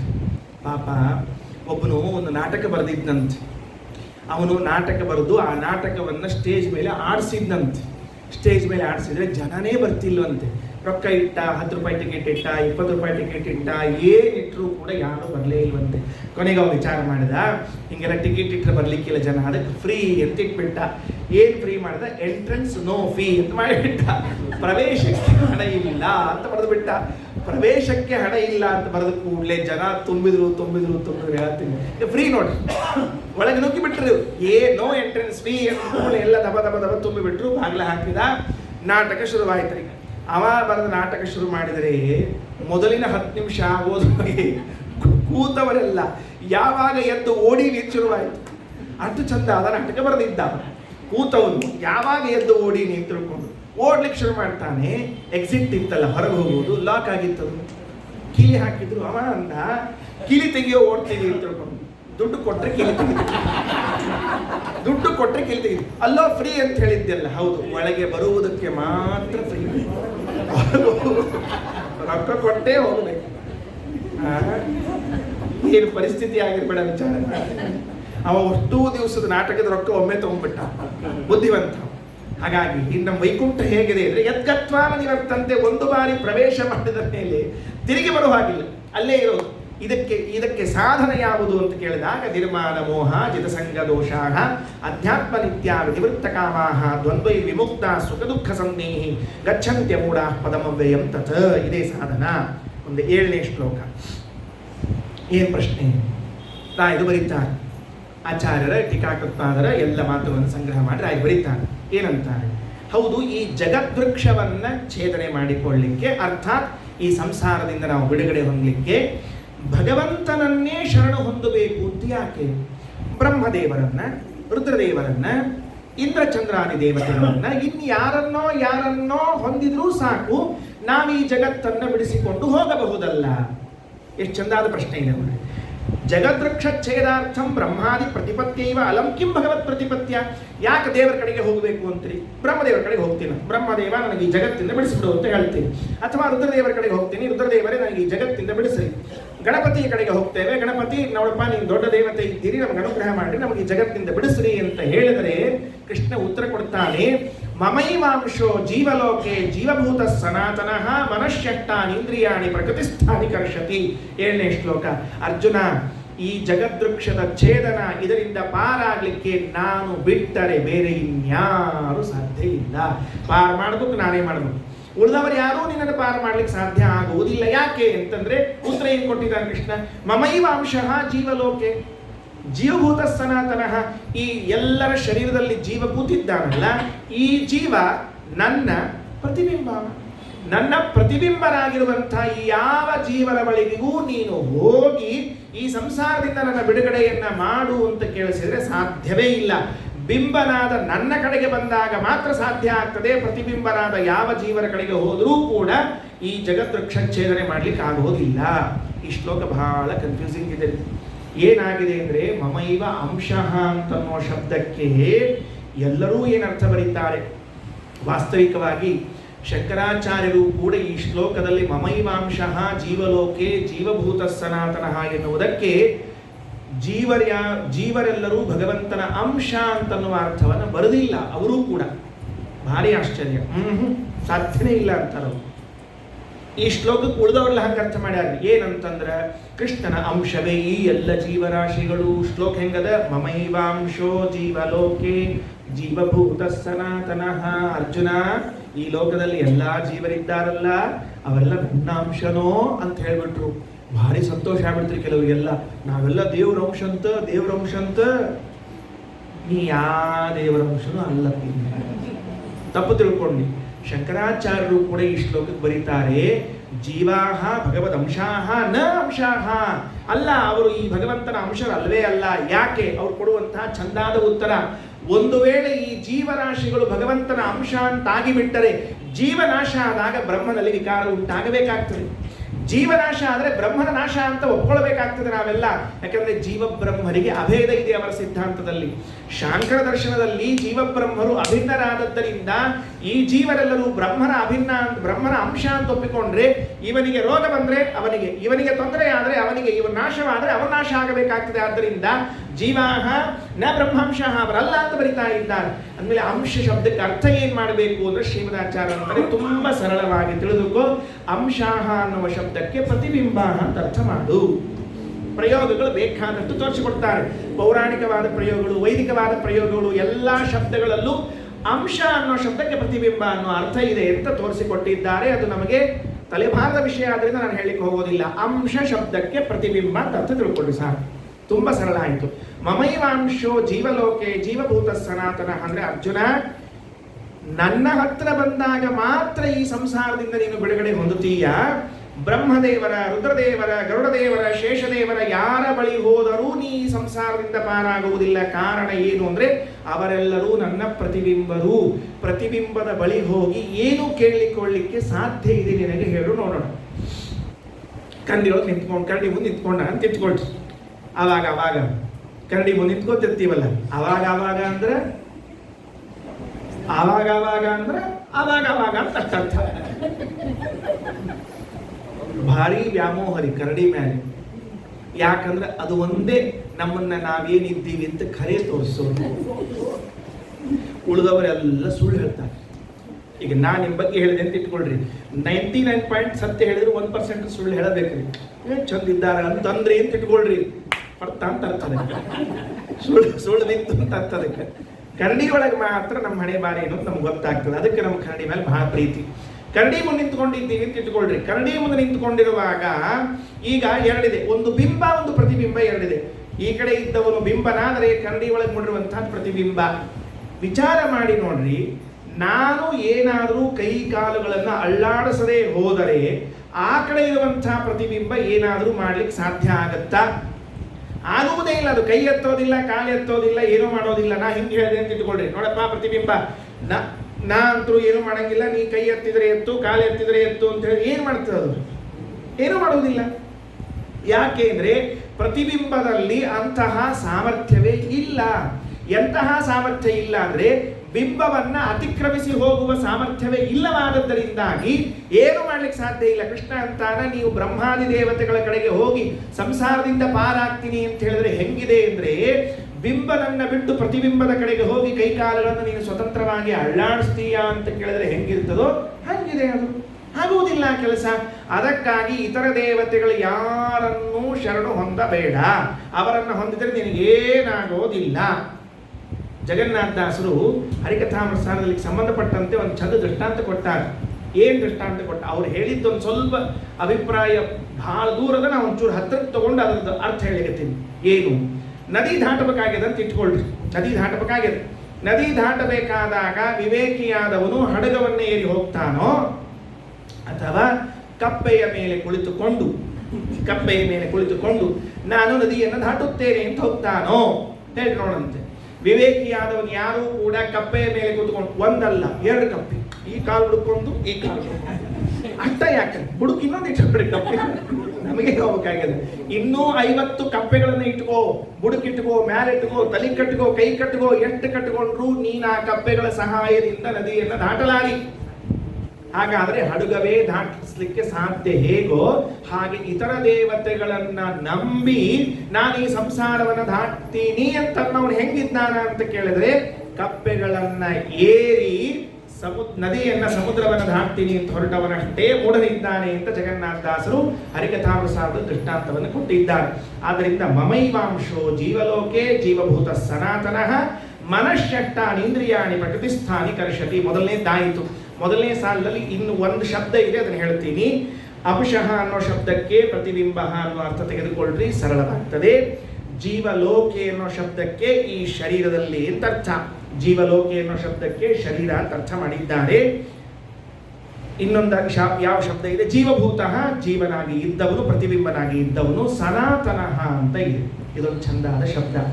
ಸನಾತನಃ ಅನ್ನೋ ಶಬ್ದಕ್ಕೆ ಮಂತ್ರಾಲಯ ಸ್ವಾಮಿಗಳು ಒಂದು ಶಬ್ದ ಅರ್ಥ ಬರೀತಾರೆ, ಅನಾದಿ ನಿತ್ಯ. ಸನಾತನ ಅನ್ನೋ ಶಬ್ದಕ್ಕೆ ಅನಾದಿ ನಿತ್ಯ. ಈ ಜೀವ ಇದೇನು ದೇಹದಲ್ಲಿ ಇದ್ದಾನೆ, ಇವನು ಅನಾದಿ ನಿತ್ಯ. ಎಲ್ಲಿಂದ ಪ್ರಾರಂಭ ಆಗಬೇಕು? ಬ್ರಹ್ಮದೇವರ ಶರೀರದಲ್ಲಿರುವ ಬ್ರಹ್ಮ ಜೀವ ಇದೆಯಲ್ಲ, ಅದು ಅನಾದಿ ನಿತ್ಯ. ರುದ್ರದೇವರ ಶರೀರದಲ್ಲಿಲ್ಲ, ಅದು ಅನಾದಿ ನಿತ್ಯ. ಗರುಡಶೇಷ ರುದ್ರಾದಿ ದೇವತೆಗಳ ಶರೀರದಲ್ಲಿ ಇರುವ ಅನಾದಿ ನಿತ್ಯನಾದ ಈ ಜೀವ ಮಮೈವ ಅಂಶಃ, ನನ್ನ ಪ್ರತಿಬಿಂಬನಾಗಿದ್ದಾನೆ. ಇವನಿಗೆ ಅಂತಹ ಸಾಮರ್ಥ್ಯವಿಲ್ಲ. ಇದು ರಾಯರ ಪ್ರಕಾರ. ಶ್ರೀಮದಾಚಾರ್ಯರು ಇದೇ ಗೀತಾ ಭಾಷ್ಯದಲ್ಲಿ ಹಿಂದೆ 2ನೇ ಅಧ್ಯಾಯವು 3ನೇ ಅಧ್ಯಾಯದಲ್ಲಿ ಹೇಳುವಾಗ ಸನಾತನಃ ಅನ್ನುವಂತಹ ಶಬ್ದಕ್ಕೆ 2ನೇ ಅಧ್ಯಾಯದ 24ನೇ ಶ್ಲೋಕದಲ್ಲಿ ಆಚಾರ್ಯರು ಬರೀತಾರೆ, ನಿಷೇಧ ವಿಧಿ ಪಾತ್ರತ್ವಾತ್ ಸನಾತನ ಇತಿ ಸ್ಮೃತಃ. ಈ ಜೀವ ಹೇಗಿದ್ದಾನೆ ಅಂದರೆ ಇವನು ವಿಧಿ ನಿಷೇಧಗಳಿಗೆ ಪಾತ್ರನಾಗಿದ್ದಾನೆ ಅನ್ನುವುದಕ್ಕಾಗಿ ಈ ಜೀವನಿಗೆ ಸನಾತನ ಅಂತ ಕರೆದಿದ್ದಾರೆ. ಭಾರಿ ವಿಚಿತ್ರ ಶಬ್ದ. ಅದೇನು ಶಬ್ದಕ್ಕೆ ಸಂಬಂಧ ಆಗ್ತದೆ? ವಿಧಿ ನಿಷೇಧಗಳಿಗೆ ಪಾತ್ರ ಆದದಕ್ಕೆ ಸನಾತನ ಯಾಕಾಗಬೇಕು? ಏನು ಸಂಬಂಧ ಅಂತ ಕೇಳಿದ್ರೆ, ನಾದೇನ ಸಹ ವರ್ತತೆ ಇತಿ ಸನಾತನಃ ಏವ ಸನಾತನಃ. ನಾನು ಬಿಡಿಸ್ತಾನೆ. ಶ್ರೀಮದಾಚಾರ್ಯರು ಹೇಳಿದ್ದಾರೆ ಏನು ಅಂತಂದ್ರೆ, ನಾವೆಲ್ಲರೂ ಕೂಡ ವೇದಕ್ಕೆ ಬದ್ಧರಾದವರು, ವೇದದಲ್ಲಿ ಹೇಳಲಾದ ವಿಧಿ ನಿಷೇಧಗಳಿಗೆ ಬದ್ಧರಾದವರು. ನಾದ ನಾದ ಅಂದ್ರೆ ವೇದ, ವೇದ. ಸನಾದ ನ ಅಂದ್ರೆ ವೇದಕ್ಕೆ ಬದ್ಧರಾದವರು ಅಂದ್ರೆ ವಿಧಿ ನಿಷೇಧಗಳಿಗೆ ಬದ್ಧರಾದವರು. ಸನಾತನರೇ ಸನಾತನರು. ಹಿಂಗಾಗಿ ನಾವೆಲ್ಲ ವಿಧಿ ನಿಷೇಧ ಪಾತ್ರರು. ಸರಿ, ಆ ಅರ್ಥ ತಗೊಂಡು ಇಲ್ಲಿ ಏನು ಸಂಬಂಧ ಬೀಳ್ತದ? ಸಿಂಪಲ್ ಅಲ್ಲೋ. ನೀ ಯಾವ ದೇವತೆಯನ್ನ ಬೆನ್ನತ್ತಿಕೊಂಡು ಹೋಗ್ತೀಯ ಅವರೇ ವಿಧಿ ನಿಷೇಧಕ್ಕೆ ಪಾತ್ರರಾದವರು. ವಿಧಿ ನಿಷೇಧಕ್ಕೆ ಪಾತ್ರರಾದವರು ಅಂದ್ರೆ ಅಸ್ವತಂತ್ರರು. ಸಿಂಪಲ್ ಶಬ್ದ. ಹಿಂಗ ಮಾಡು ಅಂತ ವೇದ ಹೇಳಿದಾಗ ಜಿ ಹುಜೂರ್ ಎಸ್ ಸರ್ ಅನ್ನಬೇಕು. ಯಾರು? ಬ್ರಹ್ಮದೇವರಿಂದ ಪ್ರಾರಂಭ ಮಾಡಿಕೊಂಡು ಎಲ್ಲರೂ ಕೂಡ ವೇದ ಹೇಳಿದಂತೆ ವರ್ತಿಸಬೇಕಾದಾಗ ಅಸ್ವತಂತ್ರರು. ಹಾಗಾಗಿ ಅಸ್ವತಂತ್ರರಾದವರ ಬಳಿಗೆ ನೀನು ಹೋಗಿ ನನ್ನನ್ನು ಸಂಸಾರದಿಂದ ಉದ್ಧಾರ ಮಾಡು ಅಂತ ಕೇಳಿದ್ರೆ ಅವರು ಹೇಗೆ ಸಾಧ್ಯ ಆಗ್ತಾರಪ್ಪ? ನಾನು ಮಾತ್ರ ಸ್ವತಂತ್ರನಾಗಿದ್ದೇನೆ, ನಾನೇ ನಿನ್ನನ್ನು ಪಾರ ಮಾಡಬೇಕು, ಬೇರೆಯವರಲ್ಲ. ಈ ಶ್ಲೋಕಕ್ಕೆ ಇನ್ನೊಂದು ರೀತಿಯಿಂದ ಅರ್ಥ ಹೇಳಬೇಕು. ಮಮೈವಾಂಶೋ ಜೀವಲೋಕೆ ಜೀವಭೂತ ಸನಾತನಃ ಮನಶ್ಚಷ್ಟಾನೀಂದ್ರಿಯಾಣಿ ಪ್ರಕೃತಿಸ್ಥಾನಿ ಕರ್ಷತಿ ಅಂತನ್ನುವಾಗ ಮೊದಲನೇ ಸಾಲಿಗೆ 2 ಅರ್ಥ. ಒಂದು, ಎಲ್ಲ ಜೀವರಾಶಿಗಳು ಭಗವಂತನ ಪ್ರತಿಬಿಂಬರಾಗಿದ್ದಾರೆ. ಪ್ರತಿಬಿಂಬವು ಬಿಂಬ ಚಲಿಸಲಾಗದು. ಆದ್ದರಿಂದ ಅವರ ಬಳಿಗೆ ಹೋದರೆ ನಿಂದೇನು ಕೆಲಸ ಆಗೋದಿಲ್ಲ. 2ನೇದು, ವಿಧಿ ನಿಷೇಧ ಪಾತ್ರರಾಗಿದ್ದಾರೆ. ಸ್ವಯಂ ದೇವತೆಗಳೆಲ್ಲ ಅಸ್ವತಂತ್ರರಾಗಿದ್ದಾರೆ. ಅಸ್ವತಂತ್ರರ ಬಳಿಗೆ ಹೋಗಿ ನೀನು ಕೇಳಿದರೆ ಏನಾಗಬೇಕಾಗಿದೆ ಹೇಳೋಣಂತೆ? ಏನಾಗೋದಿಲ್ಲ. ಆಗ ನೀನು ಸ್ವತಂತ್ರರ ಬಳಿಗೆ ಹೋಗಬೇಕು. ಸ್ವತಂತ್ರ ಬಳಿಗೆ ಹೋಗು. ಹೌದು, ಮತ್ತೆ ಇದಕ್ಕೆ ಪ್ರತಿಬಿಂಬ ಅಂತೀರಿ, ಈ ಜೀವನ ಪ್ರತಿಬಿಂಬ ಅಂತೀರಿ, ಅಸ್ವತಂತ್ರ ಅಂತೀರಿ. ಏನೂ ಮಾಡಂಗೆ ಇಲ್ಲ ಅಂದ್ರೆ ಮತ್ತೆ ಇವ ಇದ್ದೇನು ಪ್ರಯೋಜನ? ಏನಾದರೂ ಒಂಚೂರು ಮಾಡಬೇಕಲ್ಲ ಇವ ಅಂದ್ರೆ ಅಷ್ಟು ಮಾಡ್ತಾನೆ. ಪರಾಧೀನವಾದ ಕರ್ತೃತ್ವ, ಪ್ರತಿಬಿಂಬದಲ್ಲಿರುವಂತಹ ಗುಣಗಳು ಅವನಲ್ಲಿ ಇವೆ ಅಂತ ಹೇಳಿ ಹೊರಟದ್ದು ಕೆಳಗಿನ ಸಾಲು. ಯಾವುದು? ಮನಶ್ಚಷ್ಟಾನಿ ಇಂದ್ರಿಯಾಣಿ ಪ್ರಕೃತಿಸ್ಥಾನಿ ಕರ್ಷತಿ. ಶರೀರದಲ್ಲಿ ಇದ್ದಾಗ ಈ ಪ್ರತಿಬಿಂಬ ನೆನೆಸಿರುವಂತಹ ಜೀವ, ಅಸ್ವತಂತ್ರ ಕರ್ತೃವಾದ ಜೀವ, ಇಂದ್ರಿಯಗಳಿಗೂ ವಿಷಯಗಳಿಗೂ ಸಂಪರ್ಕವನ್ನು ಪಡಿಸುವಂಥವನಾಗಿದ್ದಾನೆ. ಅಷ್ಟು ಇವನಿಗಿದೆ. ಅಂದರೆ ಇದು ದೃಷ್ಟಾಂತ ಕೊಟ್ಟದ್ದು ಶರೀರದ ಯಾಕೆ ಕೊಟ್ಟಿದ್ದಾರೆ, ಬೇಗನೆ ಆಗ್ತಾನೆ. ನಾ ಕರೆದೆ, ಬಾರೋ ಇಲ್ಲಿ ಅಂತ ತಕ್ಷಣ ಹೋದ್ರಿ, ಕೂಡು ಅಂದ್ರೆ ಕೂತ್ರಿ. ಇಷ್ಟು ಮಾಡಬಲ್ಲ ಅಂದ್ರೆ ಪರಾಧೀನ ಕರ್ತೃವಾದದ್ದರಿಂದ ಕೂಡು, ಏಳು, ಮಾಡು, ನೋಡು, ತಿನ್ನು, ಉಣ್ಣು ಇಷ್ಟೆಲ್ಲ ಕೆಲಸ ಮಾಡ್ತಾನೆ. ಇದಕ್ಕಿಂತಲೂ ಹೆಚ್ಚಿನ ಕೆಲಸ ಅವರಿಗೆ ಆಗೋದಿಲ್ಲ. ಯಾವ್ದು ಹೇಳಿದ ಪರಮಾತ್ಮ? ಮನಶ್ಚಷ್ಟಾದೀಂದ್ರಿಯಾಣಿ, ಮನಸ್ಸಿನಿಂದ ಮೊದಲುಗೊಂಡು ಇನ್ನ 6 ಇಂದ್ರಿಯ, ಮನಸ್ಸಿನಿಂದ ಮೊದಲುಗೊಂಡು 6 ಇಂದ್ರಿಯಗಳು ಅಂದ್ರೆ ಪಂಚ ಜ್ಞಾನೇಂದ್ರಿಯ, ಮನಸ್ಸು, ಇವ 6 ಏನಿವೆಯಲ್ಲ, ಈ 6ಗಳು ಎಲ್ಲಿ? ಶರೀರದಲ್ಲಿ ಇವೆ. ಈ ಶರೀರದಲ್ಲಿರುವಂತಹ 6 ಇಂದ್ರಿಯಗಳಿಂದ ಈ ಜೀವ, ಅಸ್ವತಂತ್ರನಾದ ಜೀವ ಅಸ್ವತಂತ್ರವಾದ ಕರ್ತೃವಾಗಿ ಕೆಲಸವನ್ನ ಮಾಡ್ತಾನೆ. ನಾವು ಮನೆಗೆ ಅಡಿಗೆಯನ್ನು ಕರೆದಿದ್ದೇವೆ, ಅಡಿಗೆ ಮಾಡು ಅಂತ ನಾನು ಹೇಳ್ತೇನೆ, ಅವನು ಅಡಿಗೆ ಮಾಡ್ತಾನೆ.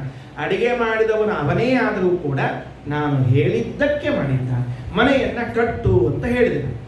ಸುಮ್ಮನೆ ಮನೆ ಕಟ್ಟಿ ಆದ ಮೇಲೆ ಅವನು ಕಟ್ಟಿದವನಿದ್ದಾನಲ್ಲ, ಅವನು ಯಾರೋ ಗೌಂಡಿಯೋ ಮತ್ತೊಬ್ಬರು ಅವ್ರ ಜೊತೆ ಜಗಳ ಆಡ್ಲಿಕ್ಕೆ ನಿಂತ್ಕೊಂಡಿದ್ವಿ, ತಿಳ್ಕೊಂಡು ಹೆಂಗೆ ಕಟ್ಟಿದೆ ಮನೆ, ನಿನಗೆ ತಿಳಿತೋ ಇಲ್ಲೋ ಅಂತ ನೀವು ಜಗಳ ಆಡಿದ್ರೆ ಅವೇನಂತ ಹೇಳಿ ನೋಡಿ ಸರ್, ನೀನು ಹೆಂಗೆ ಕಟ್ಟಂತ ಹೇಳಿ ಹೆಂಗೆ ಕಟ್ತೀನಿ ಅಲ್ವಾ? ಹಾಗಾದ್ರೆ ಉಂಟು, ನನ್ನಲ್ಲೂ ಕರ್ತೃತ್ವ ಉಂಟು. ಎಂಥ ಕರ್ತೃತ್ವ ಇದೆ ಅಂದ್ರೆ ಪರಾಧೀನವಾದ ಕರ್ತೃತ್ವ ಉಂಟು. ಅದಕ್ಕೇನು ಕರೀತಾರೆ? ಪರಾಧೀನ ಕರ್ತೃತ್ವ. ಭಗವತ್ನಲ್ಲಿ ಇದ್ದದ್ದು ಸ್ವತಂತ್ರ ಕರ್ತೃತ್ವ. ಇವೆರಡು ಅಂಶಗಳನ್ನು ಇಂಟ್ರೊಡ್ಯೂಸ್ ಮಾಡ್ತಾನೆ ಕೃಷ್ಣ. ಮಮೈವಾಂಶೋ ಜೀವಲೋಕೆ ಜೀವಭೂತ ಸನಾತನಃ ಮನಶ್ಚಷ್ಟಾನೀಂದ್ರಿಯಾಣಿ ಪ್ರಕೃತಿ ಸ್ಥಾನಿ ಕರ್ಷತಿ.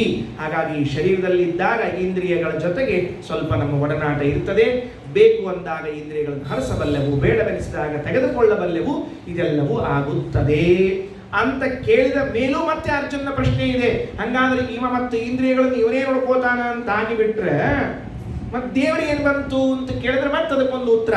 ಶರೀರಂ ಯದಮಾಪ್ನೋತಿ ಯಚ್ಚಾಪ್ಯುತ್ಕ್ರಾಮತೀಶ್ವರ ಗೃಹೀತ್ವೈತಾನಿ ಸಂಯಾತಿ ವಾಯುರ್ಗಂಧ ನಿವಾಶಯಾತ್ ಅಂತ ಮುಂದೆ ಉತ್ತರವನ್ನು ಕೊಡೋನಿದ್ದಾನೆ. ಅಂತೂ ಇವತ್ತಿನ ನಾವು ಈ ಭಾಗದಲ್ಲಿ ಕಲಿತ ಅಂಶಗಳು ಎಷ್ಟು ಅಂದರೆ, ಭಗವಂತನನ್ನು ತಿಳಿದುಕೊಳ್ಳಲಿಕ್ಕೆ ಭಗವಂತನನ್ನೇ ಶರಣಾಗಬೇಕು. ಉಳಿದ ಯಾವ ಪದಾರ್ಥಗಳು ನಮಗೆ ಭಗವಂತನ ತಿಳಿಸಿಕೊಳ್ಳಲಿಕ್ಕೆ ಸಮರ್ಥವಾಗುವುದಿಲ್ಲ. ಸೂರ್ಯನಿರಬಹುದು, ಚಂದ್ರನಿರಬಹುದು, ಅಗ್ನಿ ಇರಬಹುದು, ವಾಕ್ಕಿರಬಹುದು, ಬೇಕಾದ ಪದಾರ್ಥಗಳು ಕೂಡ ಭಗವಂತನ ತಿಳಿಸಿಕೊಳ್ಳಲಿಕ್ಕೆ ಸಮರ್ಥವಾಗುವುದಿಲ್ಲ. ಭಗವಂತನನ್ನು ತಿಳಿದುಕೊಳ್ಳಲಿಕ್ಕೆ ಭಗವಂತನಿಗೆ ಶರಣಾಗಬೇಕು. ಸೂರ್ಯ ಚಂದ್ರರು ಅಗ್ನಿಗಳಲ್ಲ, ಅಷ್ಟೇ ಅಲ್ಲ, ಬ್ರಹ್ಮಾದಿ ದೇವತೆಗಳು ಸಮರ್ಥರಾಗುವುದಿಲ್ಲ. ನೋಡ್ರಿ, ಒಂದು ಕಡೆಗೆ ಸೂರ್ಯ ಚಂದ್ರರ ಬೆಳಕು ಕೊಡುವ ಪದಾರ್ಥಗಳು ಭಗವಂತನ ತಿಳಿಸಲಿಕ್ಕೆ ಸಮರ್ಥರಿಲ್ಲ ಅಂತ ಹೇಳಿದ್ರೆ, ಇನ್ನೊಂದು ಕಡೆಗೆ ಯಾವ ದೇವತೆಗಳು ಸಮರ್ಥರಿಲ್ಲ ಅಂತ ತಿಳಿಸಿಕೊಟ್ಟ ಮೇಲೆ ಹಾಗಾದರೆ ದಾರಿ ಯಾವುದು ಅಂದರೆ ಭಗವಂತನನ್ನು ಶರಣಾಗುವುದು ಒಂದೇ ದಾರಿ. ಹೇಗೆ ಶರಣಾಗಬೇಕು ಅಂತ ಕೇಳಿದಾಗ ನಿರಂತರವಾಗಿ ಶಾಸ್ತ್ರದ ಶ್ರವಣವನ್ನು ಮಾಡಬೇಕು. ಮಾಡಿದಾಗ ನನ್ನಲ್ಲಿರುವಂತಹ ಕರ್ತೃತ್ವಾಭಿಮಾನ, ಅಹಂಕಾರ, ಮಿಥ್ಯಾಜ್ಞಾನಗಳು ದೂರ ಆಗ್ತದೆ. ದೂರ ಆದಾಗ ನಮಗೆ ವಿನಯ ಪ್ರಾಪ್ತಿಯಾಗ್ತದೆ. ವಿನಯ ಆದಾಗ ವಿಷಯಗಳ ಅಭಿಲಾಷೆಗಳು ದೂರ ಆಗ್ತದೆ. ವಿಷಯಗಳ ಅಭಿಲಾಷೆ ದೂರ ಆದಾಗ ಅವರಿವರ ಸಹವಾಸವನ್ನು ಮಾಡುವ ಪ್ರಸಂಗ ಬರುವುದಿಲ್ಲ. ಸಹವಾಸ ಮಾಡದೇ ಇದ್ದಾಗ ಸಹವಾಸ ದೋಷಗಳು ಉಂಟಾಗುವುದಿಲ್ಲ. ದೋಷಗಳಿಲ್ಲದೆ ಇದ್ದಾಗ ಸುಖ ದುಃಖಗಳ ಪ್ರಸಕ್ತಿ ಬರುವುದಿಲ್ಲ. ಸುಖ ದುಃಖಗಳು ಇಲ್ಲ ಅಂದಾಗ ದೇಹದಲ್ಲಿದ್ದ ಸತ್ವಗುಣ, ರಜೋಗುಣ, ತಮೋ ಗುಣಗಳು ಕೆಲಸ ಮಾಡುವುದನ್ನು ಸ್ಟಾಪ್ ಮಾಡ್ತದೆ. ಆಗ ಒಳಗೆ ಇರುವಂತಹ ಪರಮಾತ್ಮನನ್ನು ನಾವು ಕಾಣಲಿಕ್ಕೆ ಸಾಧ್ಯವಾಗುತ್ತದೆ. ಇದು ಭಗವಂತ ಗೀತೆಯ 15ನೇ ಅಧ್ಯಾಯದಲ್ಲಿ ತಿಳಿಸಿದ ಮಾತು. ಶ್ರೀಕೃಷ್ಣಾರ್ಪಣಮಸ್ತು. ಅಕ್ಷಯಂ ಕರ್ಮ ಯಸ್ಮಿನ್ ಪರೇ ಸ್ವರ್ಪಿತಂ ಪ್ರಕ್ಷಯಂ ಯಾಂತಿ ದುಃಖಾನಿ ಯನ್ನಾಮತಃ ಅಕ್ಷರೋ ಯೋಜರಃ ಸರ್ವದೇವಾಮೃತಃ ಕುಕ್ಷಿಗಂ ಯಸ್ಯ ವಿಶ್ವಂ ಸದಾ ಜಾಹಿಕಂ ಪ್ರೀಣಯಾಮೋ ವಾಸುದೇವಂ ದೇವತಾ ಮಂಡಲ ಖಂಡ ಮಂಡಲಂ ಪ್ರೀಣಯಾಮೋ